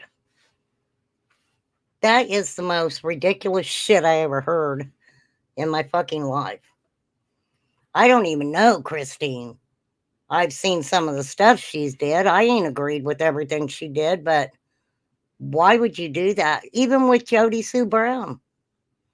I don't care who calls her a bitch. I don't care who calls her whatever. I just never agreed with making fun of her cancer. I mean, I doubt that Jody Sue or Christine are going in a hospital just to take pictures to fool everybody. Like somebody else we think that has done that. I mean, seriously.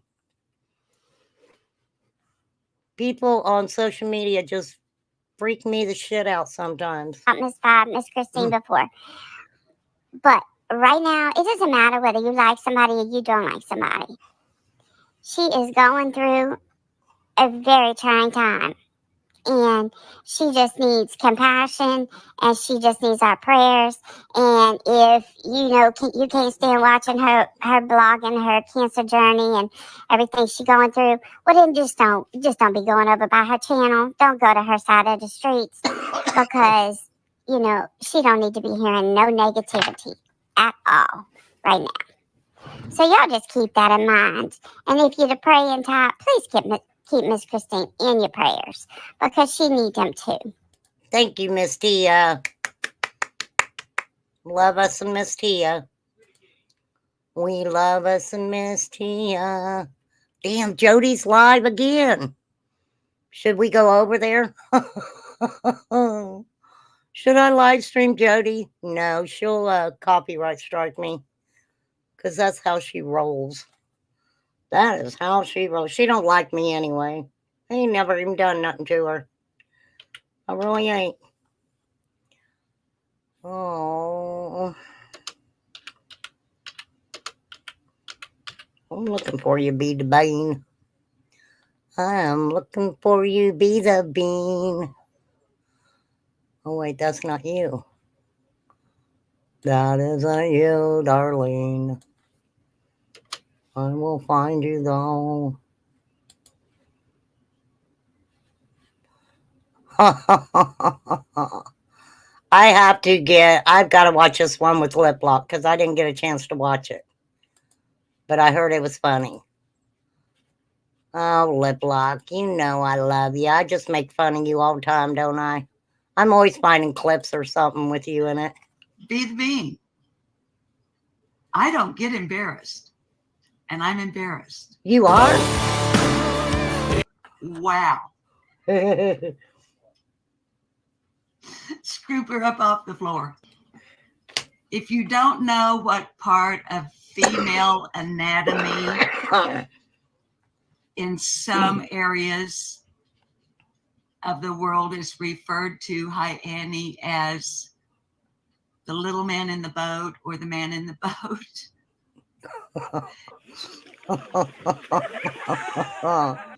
That's funny. It's a fact. And the next thing you know, Be the Bean was making a carrot canoe. I know, Sandy. It's highly educational. That's funny. You are funny. You crack me up. I love watching your stuff. Dude, you should. I thought, girl, we need to get you to 1,000 subs. Go over. I've got to hear this one. I hadn't seen this one. I got to hear this one. So, what led you to believe after that it was because of your trip to Tennessee? Because I listened very intently. I don't know what the trip, what the big deal is with the trip, other than No, that's not what I asked. Hold on a minute. I know that sometimes I think that maybe I don't say it clear enough. So after you had explained Brooks telling you this is like Andrew Hiltz and his meltdown he's been having for a week about some grand jury in Tennessee that he's trying to blame me for. If I had that type of power, we'd be having grand juries all the time. Sorry to let anyone down. Well, you didn't name her, but you were speaking about it. Someone in your chat asked you what the indictment was for, and you replied to them it was about your trip to Tennessee. Yes, he did. Yeah, that's what she said. I asked her what it was about. That's what you said, Andrew. And I'm like, why? It makes no sense. It has nothing to do with anything. And then she goes, it might be because there's not a lot of information on it. I said, well, there's not going to be. It has nothing to do with anything. This is like Andrew Hiltz and his meltdown he's been having for a week about some grand jury in Tennessee that he's trying to blame me for. If I had that type of power, we'd be having grand juries all the time. Sorry to let anyone down. Did she say what the indictments for Candace, Allison, and Hunter would be for? No. But for some reason, apparently, they're supposed to be convening about a trip that has zero to no information on. Let me tell you guys something.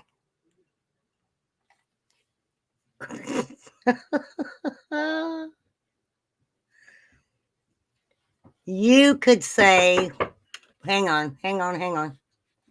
Give me a minute, y'all. Yeah.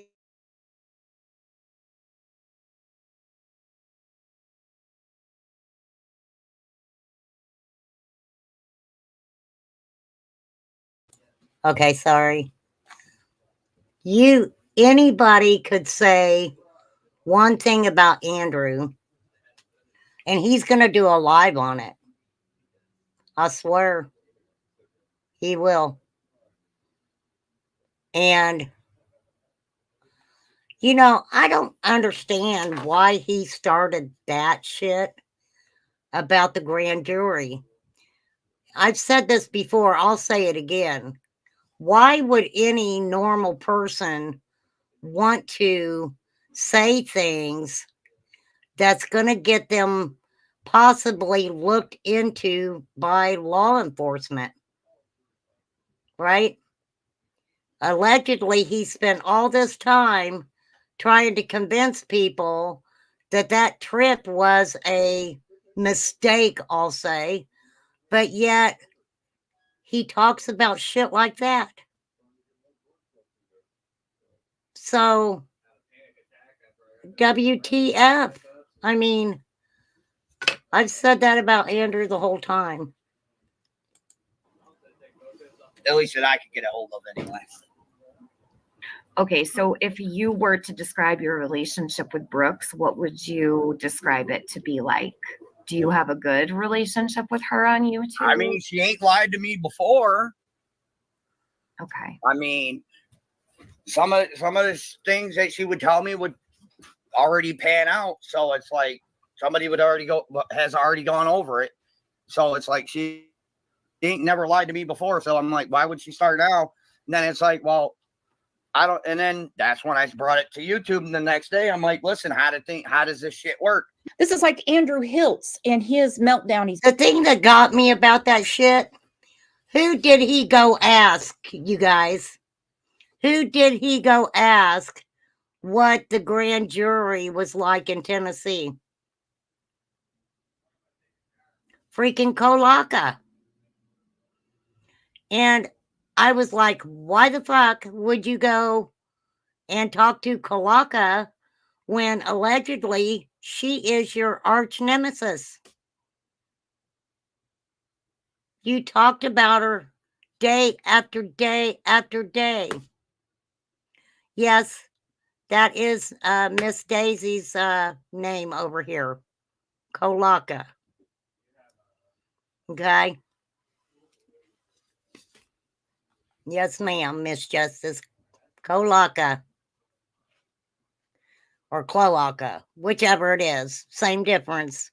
Still shit. Okay.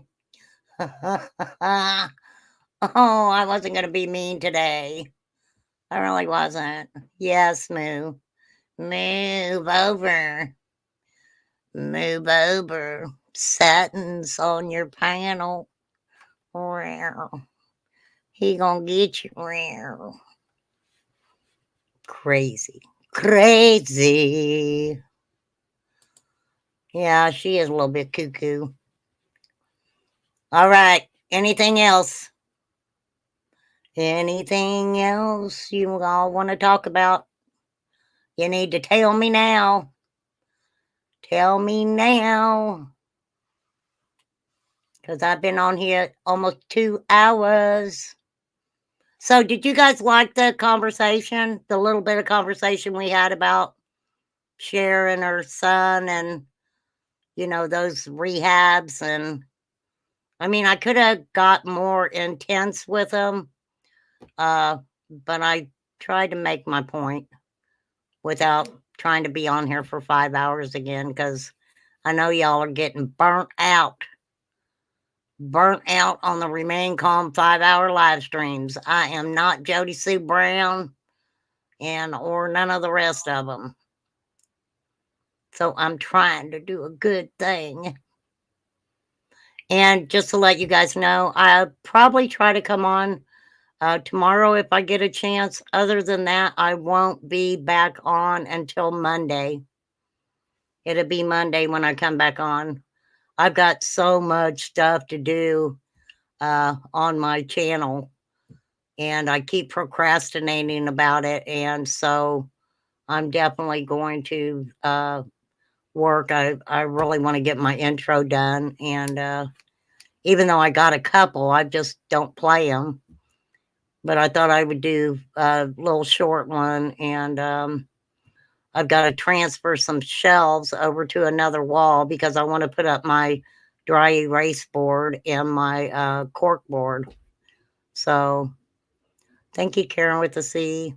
But y'all definitely still email me and stuff. Email me or call me if you need to. Okay, I was gonna pop something up here. Okay, wait, I don't want that. I should have got rid of those. All right, that's something from Benny. I have a text, okay? I have quite a few texts that... Let me ask you guys a question. If somebody sends you a text, how do you feel about... If somebody sends you a text, do you feel like that the information that they send you, that that you have the right to talk about it? I've seen a lot of YouTubers do it. I guess that let me question it like this. Put a 1 in the chat if you have received text that you feel like need to be talked about. Would you share them or would you not? Just a question. I guess put a 1 in the chat if you would feel that... This is the thing. Okay, let me put it like this. If somebody sends you a shitload of text. Yes? Oh, Rainy. If somebody sends you a bunch of text about a certain if somebody sends you a text about a certain subject matter and only with the permission of the sender and receiver.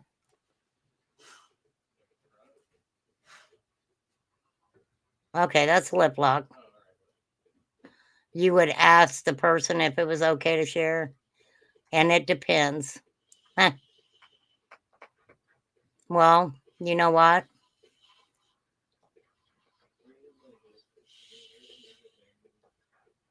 Huh, that's interesting. I'll keep that in mind.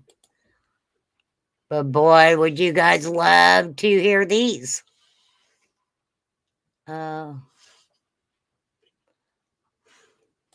it's okay. No problemo. No problemo.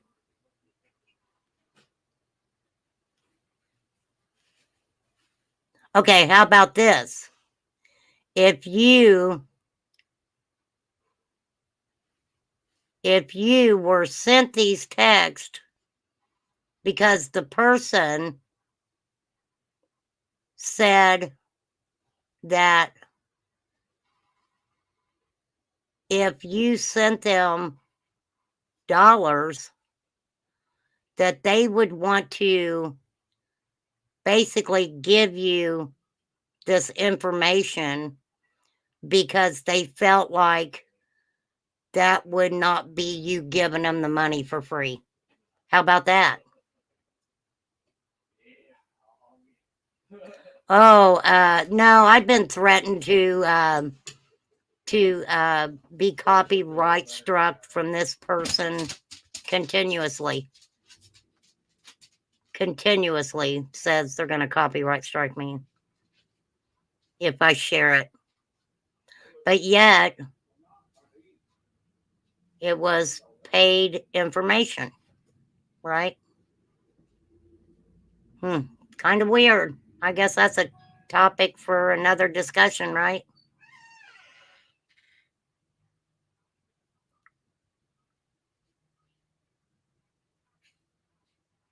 No, I'm just saying, Lip Lock, if somebody gives you information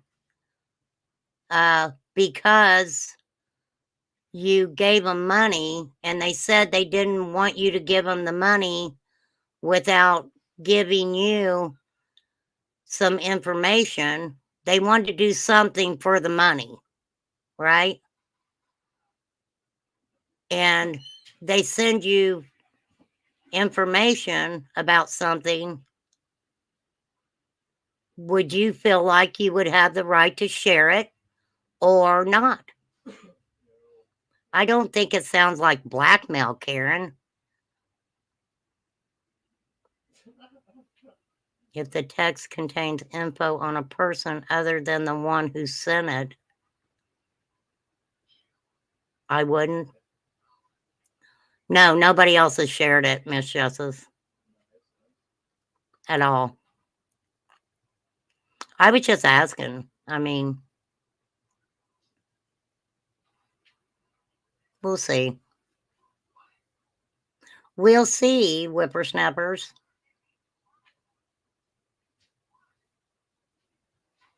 Yeah, nobody else has shared it. As far as I know. I mean, I would have to go look, I think. But I don't think so. I don't think so.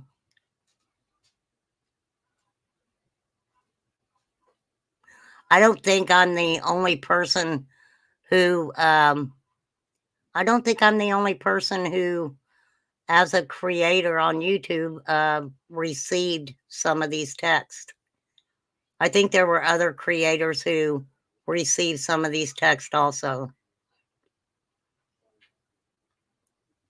Because allegedly, the TBI wanted this information from this person, and that person went around to bigger creators and asked them to help get all this information they had together to turn it into the TBI. And they wouldn't bite. They wouldn't bite with it.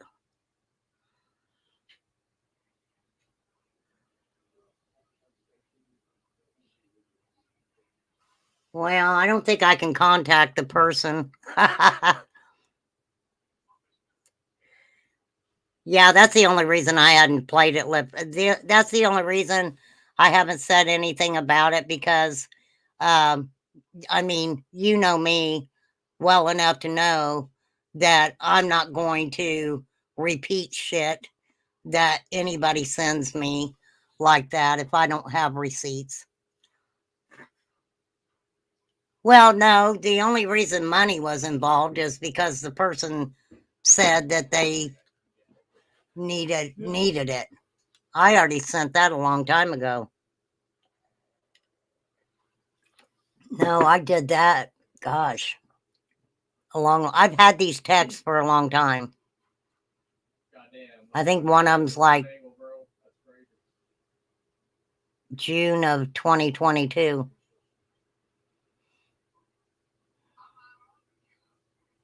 Well, I felt the same way, Flies. I felt the same way.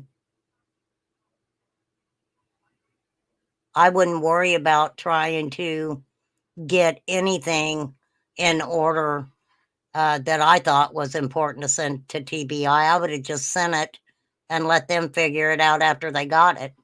That's my opinion. I may sound like a bitch by saying that, but if I don't have enough confidence in what I'm doing to get it to the TBI, then I would just fucking send them what I have and let them figure it out. Yeah, I agree, Lip Lock, but sometimes I get so pissed off that I just want to fucking call it out, I guess. And I think it was weird. I have to agree with you, Flies. I have to agree with you. I think most of it is just bullshit. Just bullshit. But I thought it was interesting when Fred was talking to Ziggy and he said that the people that he he put Marlena in that category. And why would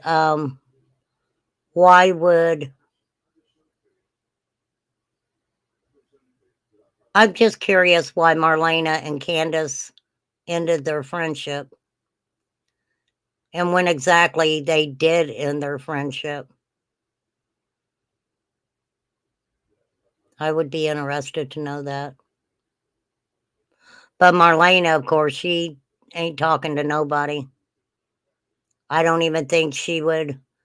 I don't know if she would even talk with somebody if they offered her any money. I think that's one person. I don't think anybody's talked to her, have they? I don't know. It's been so long. Been really long. But one thing I will say, if somebody sends you a text of a conversation, make sure they send you the whole conversation. Because,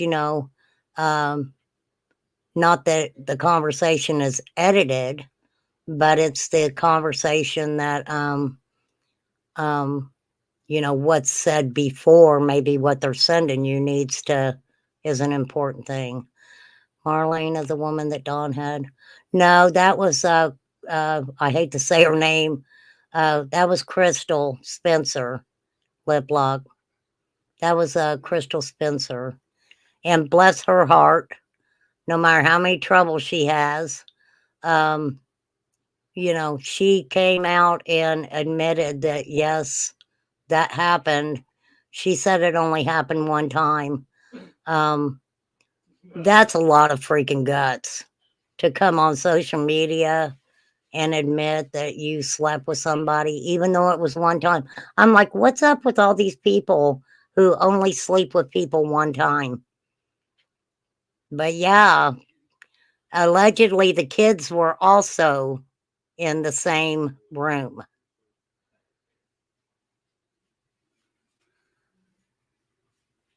Do you blame her, everybody in Beach Creek?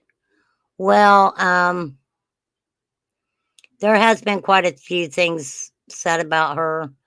I heard she was asking. I heard that too, AC. I heard that too. Yeah, Summer's little friend is Marlena's daughter.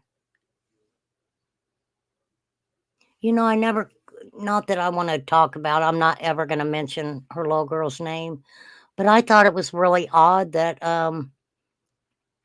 you know, that Dawn made her go home.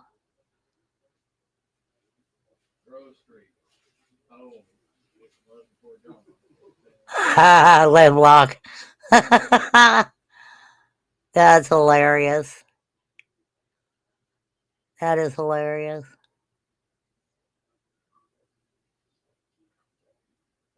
Yeah, that's pretty disgusting when you lay somebody and your old lady's passed out. You know what though? That just told me not necessarily that Crystal didn't sleep with him more than once, but I bet you Dawn was laid up with anybody in that house. Yeah, I don't know why they fell out.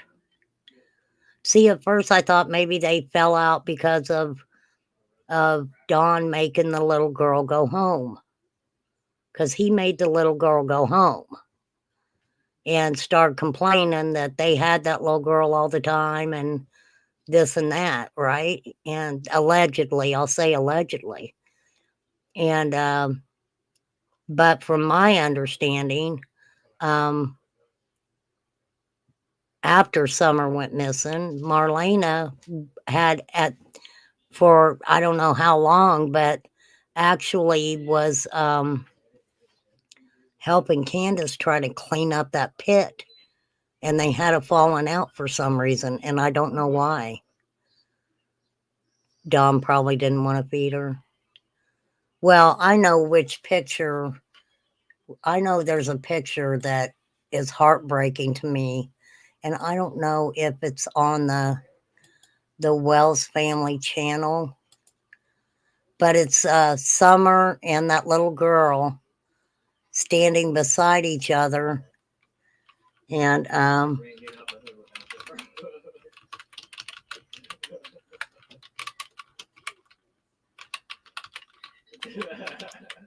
I don't know.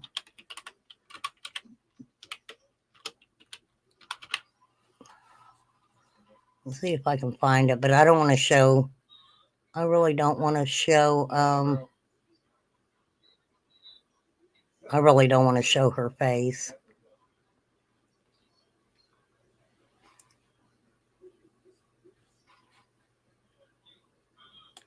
Here's some pictures of Summer. Let me put these up while we're talking. I never usually share, but she's not in my title, so. These are just some pictures. Ooh, look at that picture. Look at that picture of Dawn Wells. Seriously. Is that Dawn Wells? Look at his face. Dude, he cannot be. Look at his face. That doesn't even look like him at all. And then look at Summer.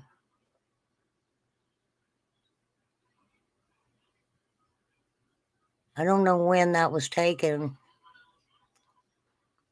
Bless her heart. The interview room. Okay, a lot of these probably are pictures from the interview room. Let me tell you what pissed me off.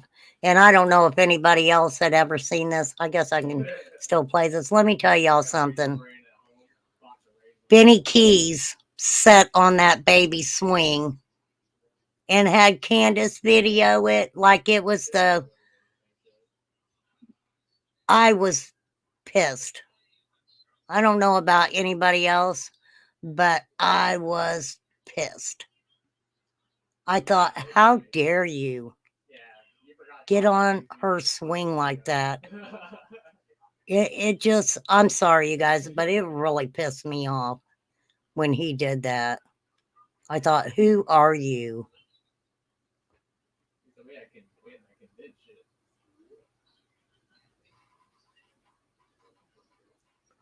Yep. Somebody came all the way up there. Took that little girl right out of that house. Nobody heard a thing. Nobody heard a thing. How is that even possible? I'll tell you what, though. It's hard for me when Dawn talks about being poor, not having anything, never having any money. He made good enough money. He could have took care of his family. He could have let his kids go play sports. He could have done a lot of things. He really could have. But he let the disease of addiction run his life, as did Candace. So instead of looking at 11 and a half acres of property that many of us would want, okay, I would love to have a place right there. He never felt it was good enough. He never felt it was good enough. With him, it's always about money. Money, money, money. And I know that people who struggle, they do kind of, make their life about money and trying to make money or whatever. But he never hid the fact from any of us where his money was going.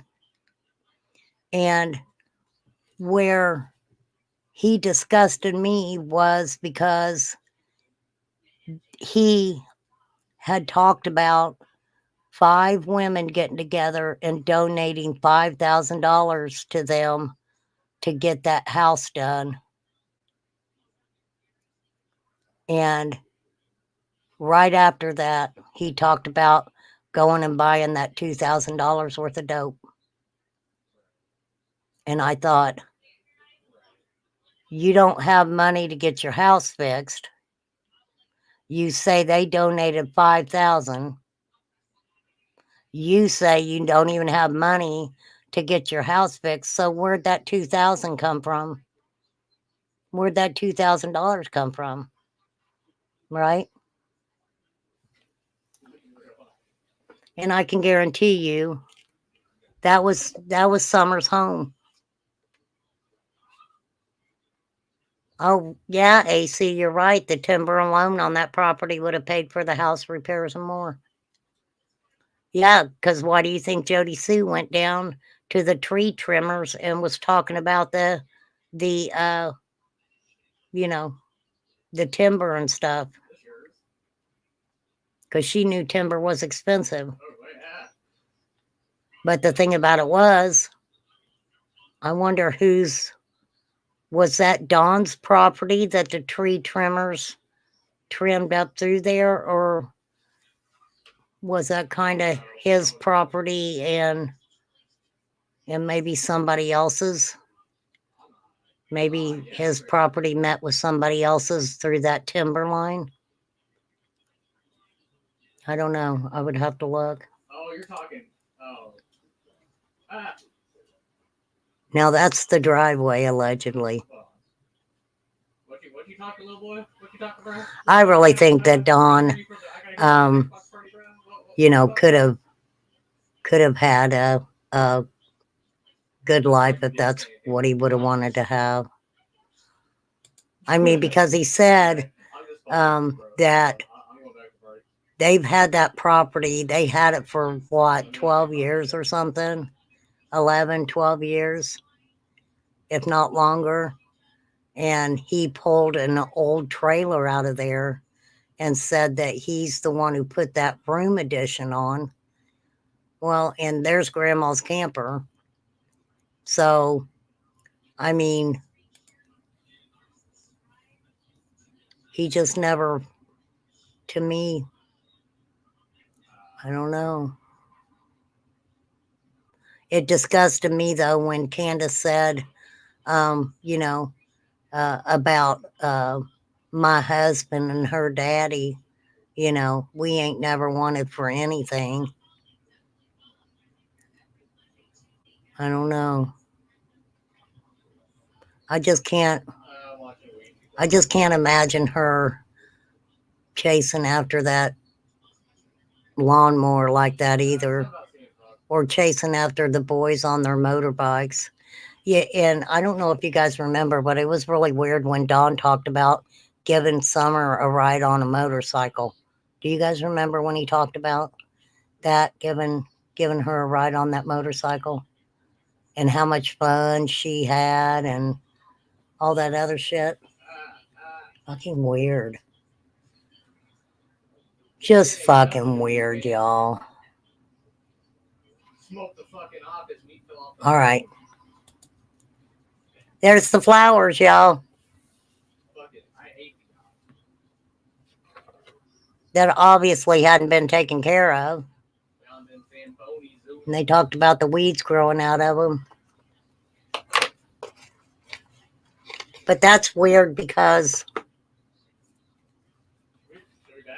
I thought those are succulents, but they don't have the thorns in them, I don't think. So that's weird. They look like they're not alive for sure. There's the one with the succulents. There's the one with the cactuses. And then there's that one. But I'm sorry, but I thought Chase on the case was in this one. I thought Chase on the case was in this one.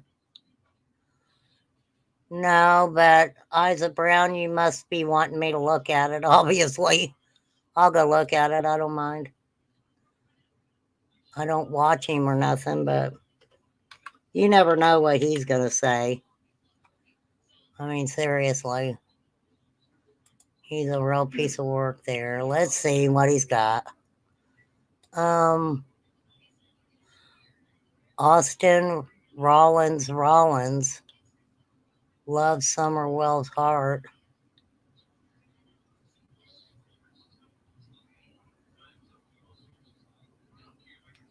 That's another little boy, right? What? Why did he do that? Why would he do that?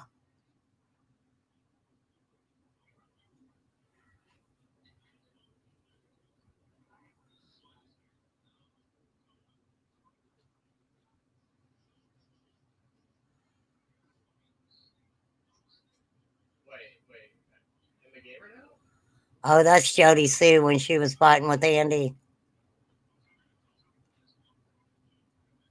Wow. Who the fuck's in the Discord, bro? Don't they fucking look happy? It's fucking disgusting. Hang on, y'all. Be prepared. Trigger warning, trigger warning. Trigger warning. Don't they fucking look happy? Fucking horrible. Where's the little pots? Well, I don't know, Pink Butterfly. They probably, trigger warning with what I'm about to show you guys. Freaking leave it to Don B. That's Jody Sue. Allegedly. This individual right here, Austin Rollins. This is what gets me. How the fuck did Donwell come? I'm sorry. How did Don B, of all people, find this? What it says about Summer's disgusting. I'll tell you, boys. Why? I should have never quit going to the gym, bro. I used to go to the gym at least twice a week, bro. Now look at me. I get back and Of all people, how would he fucking know that? extra pickles in me. Here's some of the comments. Yeah, Dad. Absolutely disgusting. Whoever made this profile needs to get in trouble by the law. Yes, I got Austin in my readings with Summer. This is horrific. Oh, that must be a psychic. John's got kids. That's I'm his kid. yeah, Domby, did you report this?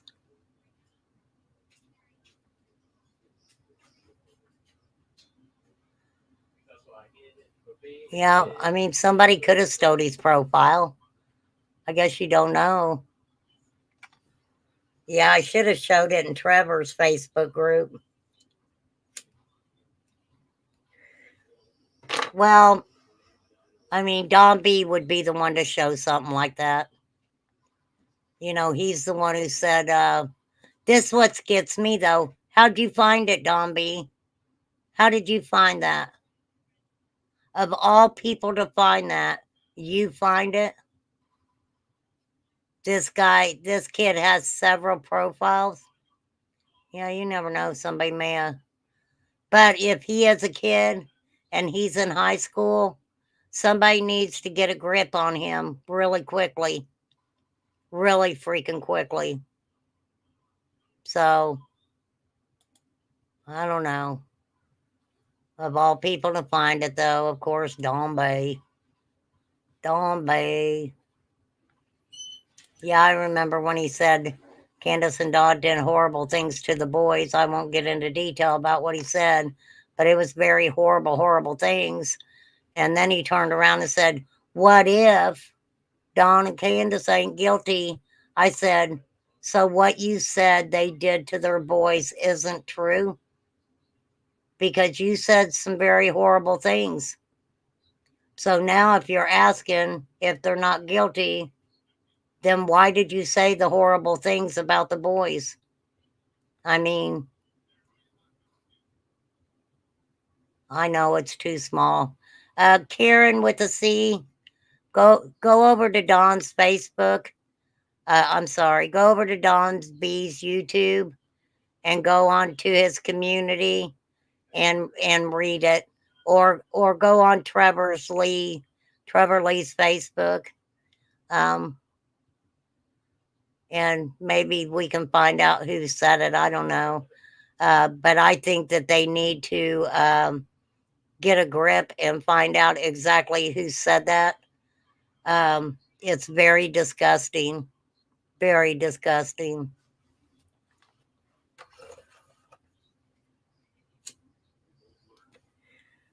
And find out who really said it.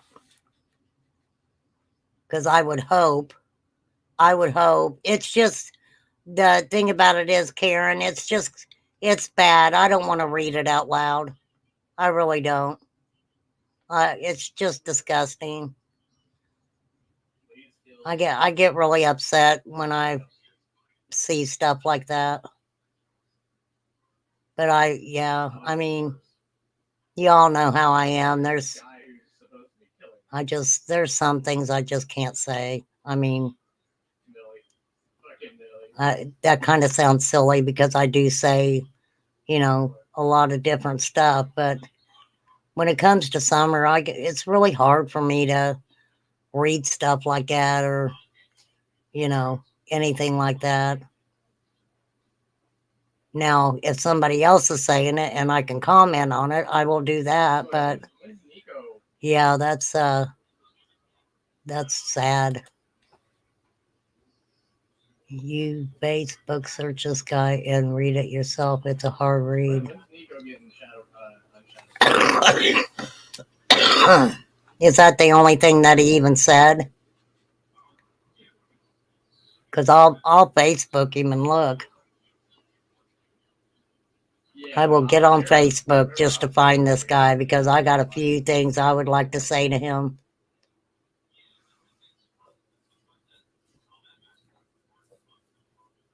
But that's weird. How would Don B find that? Maybe because it had Summerwell's name in it?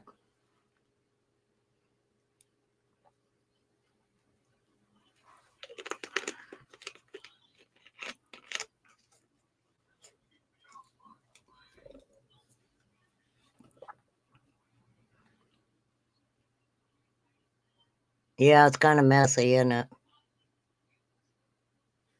I got tickled. There was a creator that said that if law enforcement comes into your house with a search warrant, they're not going to leave it like this. And I was like, hell yeah, they are. Do you think they're going to come in and fold your clothes for you after they throw them on the floor? And it's like they're not going to send a cleaning service in for you, okay? They're not.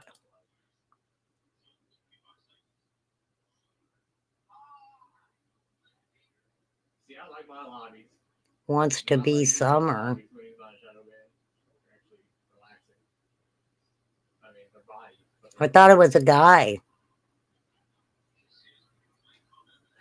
Oh, Don B's in that Facebook group. They look up upon that mouse.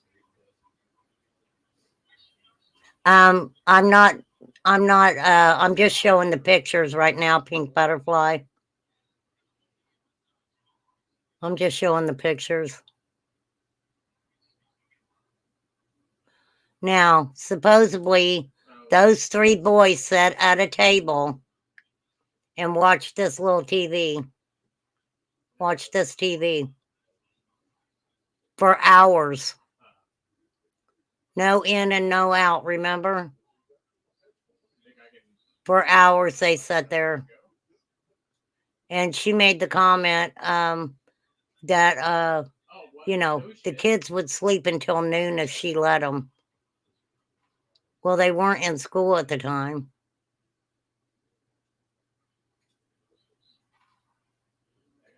But I just can't believe that the boys were, she said they were in, no out.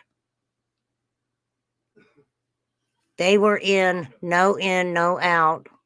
So that would have to mean that Summer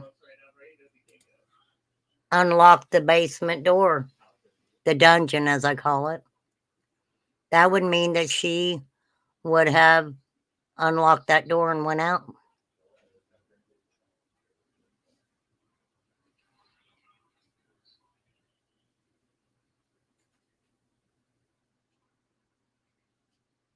Yeah, one thing I'll say is, like I said, that young boy needs, and number one, it needs to be found out if it's really him. And somebody needs to be having some conversations with this kid. But I have a feeling it's not this kid. I have a feeling it's not this kid. Now, I'll tell you what I thought was weird. Now, supposedly that was a playroom. Let me back that up. Supposedly, but there's a mattress right here. The nasty ass mattress, remember? So I don't know if they already took the mattress out when Chris McDonough got there. But to be honest with you, I didn't see a lot of toys that Summer had. They tried to say she had a bunch of toys, and I just don't see it at all. I don't know. Yeah, Don, when I'll tell you why Chris McDonough thought that Don was there. It didn't have nothing to do with it. He thought maybe he left and, of course, was hiding in the shed. I mean, of course, but because of what was showing on the TV. What was showing on that TV? It was kind of like a Girls Gone Wild video. But by the time that Chris McDonough went up there to do this interview and stuff, everything was changed. Everything was changed. If there wasn't a lock on that back door, there was by the time he come up there. So, you know, for a long time, it was the door was unlocked. Well, the door was locked. And, you know, Don was saying, well, I think it was unlocked. And, you know, that's the whole thing. If we go back to the beginning and listen to what Don says, he contradicts a lot of what Candace says. I just feel like Don was home sometime that day. I do. You know, I'm not psychic or anything like that, but I absolutely feel like he was home that day. And it's freaking sad. But I'm going to drop the link if somebody wants to take it before I get off here. So definitely, I hope you guys did enjoy a little bit of content, you know, a little bit different. I will always try to do summer stuff, absolutely. But there's other things, you know, that we can talk about also, which is, you know, going on in life right now too. So I don't know. I don't know, y'all. And I just want to say this. You know, when I talked the other day and I was like, if the psychics know where she's at, they need to go just go to her. Go to her. If they know where she's at, just go to her. And I think, you know, I don't want anybody who has abilities to think that I was disrespecting them, because that's not what I was trying to do at all. Not at all. I have to eat dinner tonight, you guys. I went 2 days with hardly eating anything. I had some pudding a couple days ago, and then I had some toast this morning. Well, thank you, Mr. H. Davis.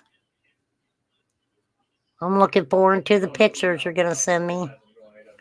Damaris, I'm going to listen to your songs and get started on the words for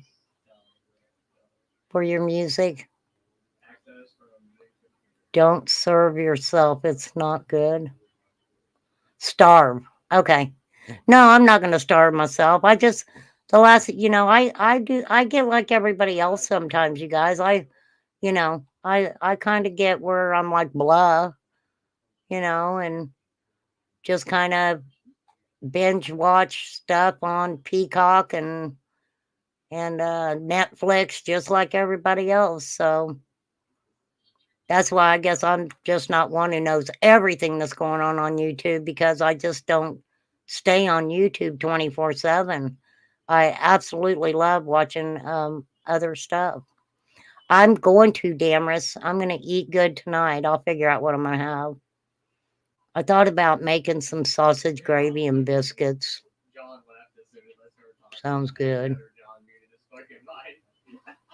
There are days all I can do is liquids. I know, AC, and you exercise a lot. You're one of those people that exercises a lot. Yeah, that sounds good too, homemade soup. I've been wanting some chili. I think I'm going to make a big pot of chili and maybe do that. I don't know. Most of the time, I'll say I want something, and then by the time I make it, I'm just not hungry anymore. But yeah, I don't know why. I mean, I'm fine. You know, I don't feel like I'm really sick. I just been, like the last 2 days, I've just been I just feel tired all the time. Damaris, you have a good night too, buddy. I appreciate you. I do. Yeah, H exercises a lot too, AC. He absolutely does. H probably exercises more than any of us do, to be honest. I need to start going to the gym myself. He even has the fucking pickaxe, bro. Queued up on Amazon for right after this. What are you watching, Lisa? What documentary are you watching there, Miss Lisa? I do. I drink muscle milk every once in a while.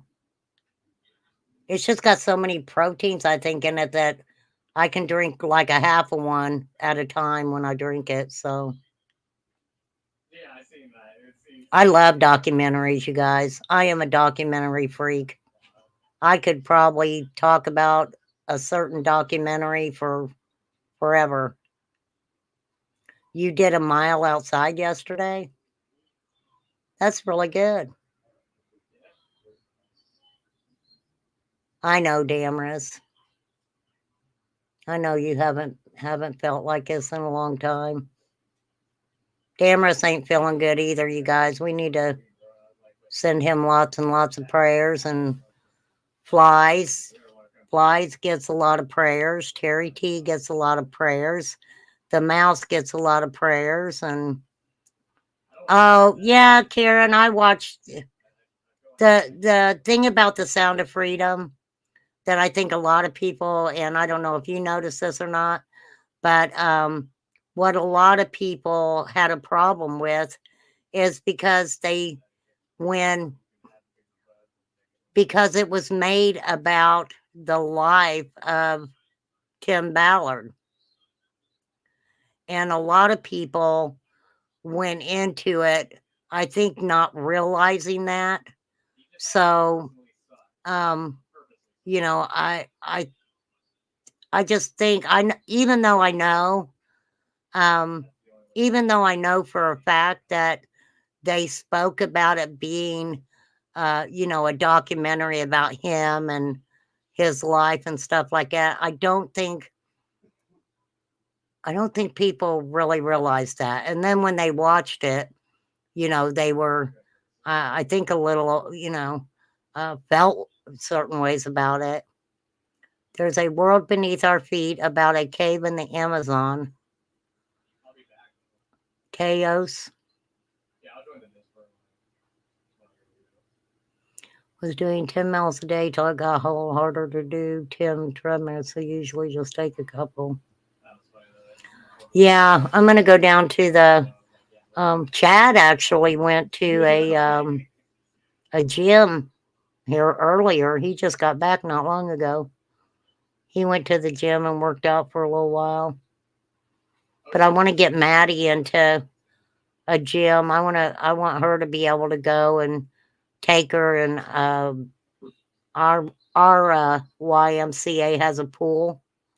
So she you know, maybe I can get in there and take her swimming. And oh man, girl, If this guy gets drunk, AC, you getting ice? Don Morphew will probably just fucking And I went to get in my car, and the door was frozen shut on it. I was like, shit. Well, it's not like I'm going to be swapping, you know, spit with them people. your birthday went till June. I'll take my little wipes and I'll wipe off the handles on the treadmill and stuff.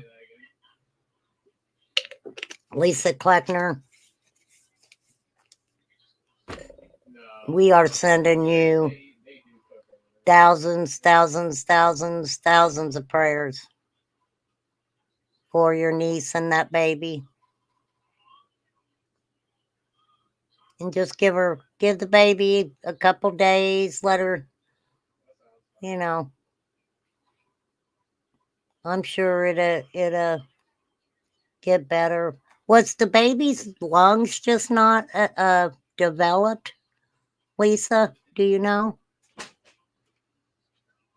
I do know that, you know, with babies that happens to, a lot of times they give them a shot, some type of shot. I'm trying to remember. to develop the baby's lungs a little bit more, but I think they do that before the baby's born. I can't remember. It's been so long. You made your New Year's resolution. You know what, you guys? I never even made a resolution this year. I really didn't.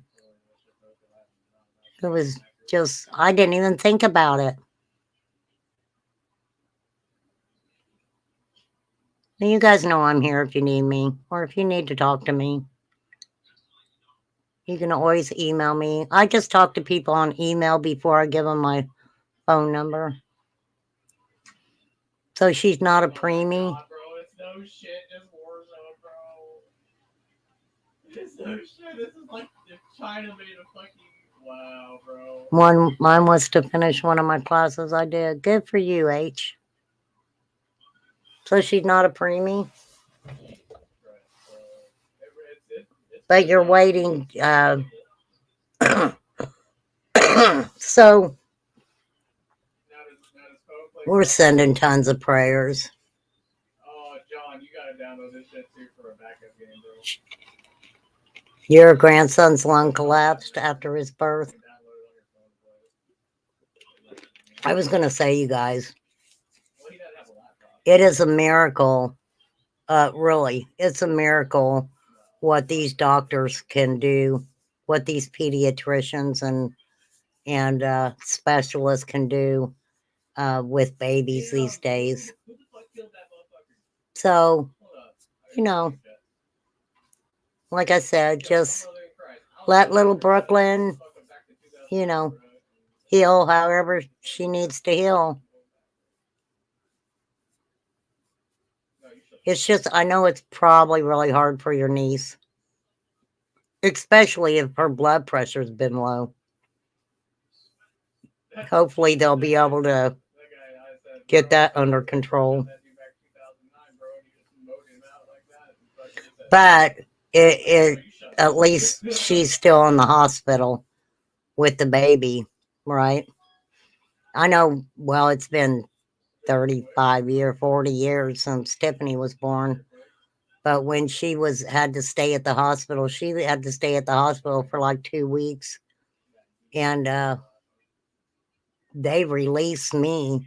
So I was going back up to the hospital to see her. It was really hard.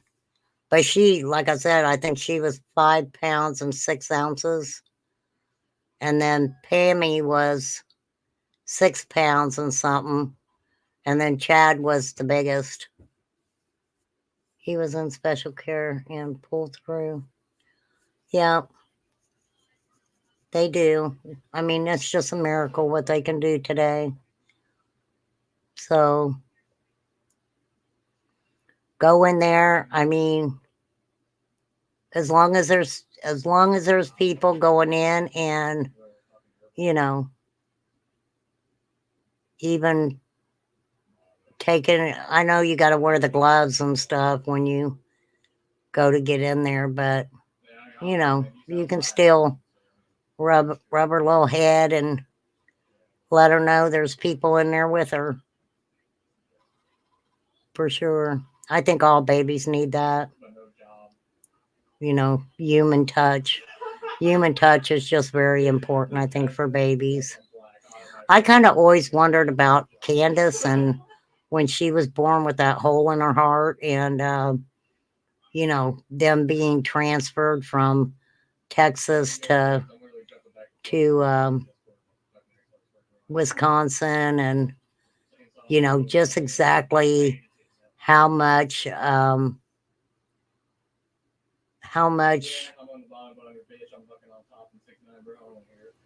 like human touch she actually got from Grandis. I mean, you have to ask those things because the family's so fucked. I mean, that family's so fucked up. So, you know, those are questions that I ask. I've got it written in my notes, and I'm like, so, you know, was she a baby that, you know, didn't receive that attention? that maybe she should have. I don't know. I don't know. But I think I agree with White Boy on, making grandma having a stroke. Not making her have a stroke. I said that wrong.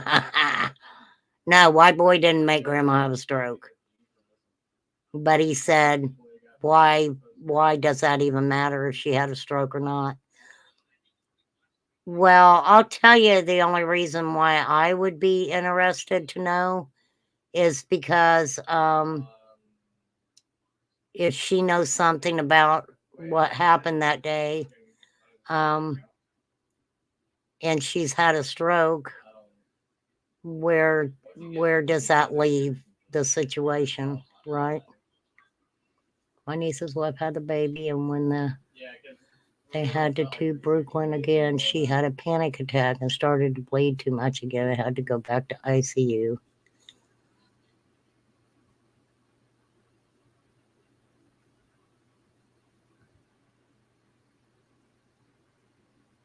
So your niece's wife is the one who had the baby. And when they had to intubate Brooklyn again, your niece's wife had a panic attack. Okay. I bet, Lisa.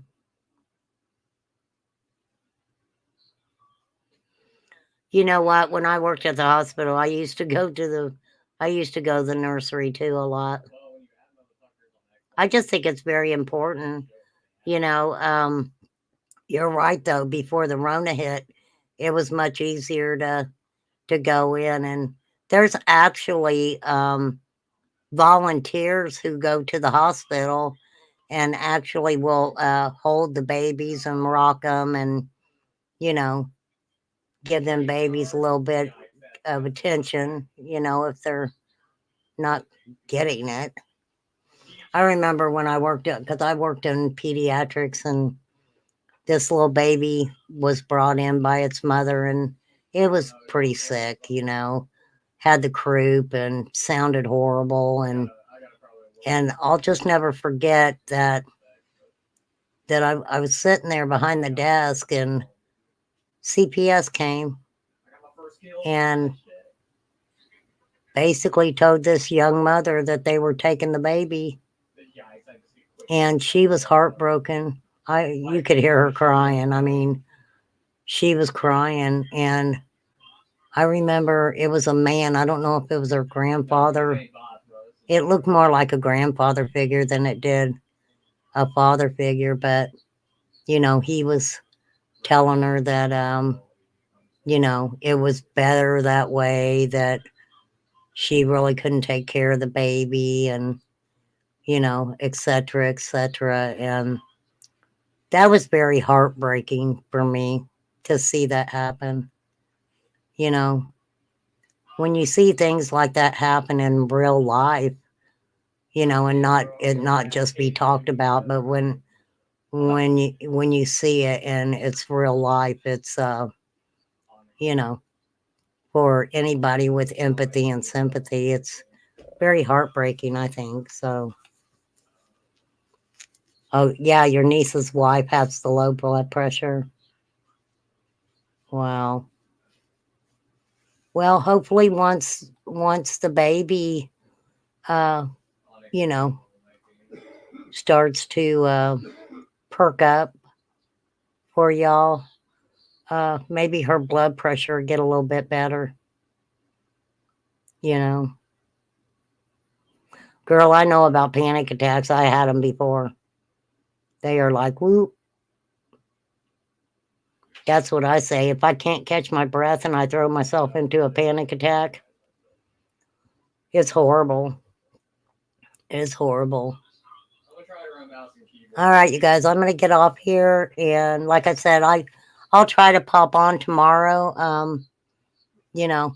But definitely, if you don't see me tomorrow, don't worry. because you won't see me until Monday.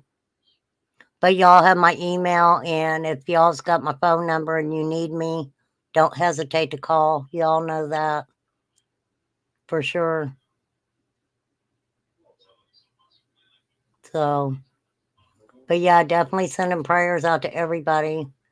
And if I don't see you tomorrow, you guys have a great weekend. And if I get a chance, maybe I might do maybe a late live tomorrow night for just a couple hours, and we can have some fun and say silly shit like I like to do. A lot of time the parents had to go to work to keep yeah, exactly, Flies. Exactly. Yep. They had to go to work, and a lot of these people, that's why I love Ronald McDonald House too, because they actually, set up apartments for the families, and they try really hard to help as much as they can. So this lady is tough, though. She jumped out of a plane with Trump's vice president on her back. Dang, Lisa. I don't know if I would have wanted to jump out of a plane with Trump's vice president on my back. Good night, Damaris. Call me if you need me, buddy. Thank you, Miss Justice. I appreciate you. I appreciate all you mods. You guys are the best. So, if I don't see you tomorrow, I'll see you on Monday. But y'all, I know you're going to be on them YouTube streets. So, if something exciting happens, make sure you get a hold of me so that way I can see what's exciting. I'll watch a couple people, but I don't know. I told Flies, I said, I love clipping stuff. I'm a clipper. I love to clip channels and stuff. So, I thought about trying to do that a little bit and see what I get. You never know, right? You never know. All right, 2:57. I'm going to get off here. Thank you guys. I appreciate you guys so much. And I do hope, what we talked about earlier, it was, pretty good. Like I said, I didn't go into detail with a lot of it. A lot of it, if you're interested in looking, I would just recommend looking up imprisonment via conservatorship. And it does tell you, gives you a lot of information about that. And of course, if you want to look up more about Sher, you know how to find her. It's just one word, Sher, So, which is weird when you see it in court documents, because that's all she has to put is Sher. So, really weird, right? Just call me RC. That's how I'm going to sign my name, RC, for sure. Flies, go to bed. Go to bed. Close your eyes and relax. But I know you ain't going to do that. I know you're not. So, all right. Gonna go. Appreciate everybody. Lip lock, adore you as usual. You psychopath. I love psychopaths. I should have a t-shirt. No, Lisa Kleckner, not our Sher. Not Voices Behind the Wall Sher. Thank you, Deb. Definitely not Voices Behind the Wall Sher. So, share. Gypsies, tramps, and thieves. Now you're all going to be singing Cher all night long. Cher songs are going to be stuck in your head. All right. Peace out, everybody. Have a great night. Definitely praying for everybody. Yep. Gypsy, tramps, and thieves. I know some of them. All right. Peace out, everybody. Have a good night.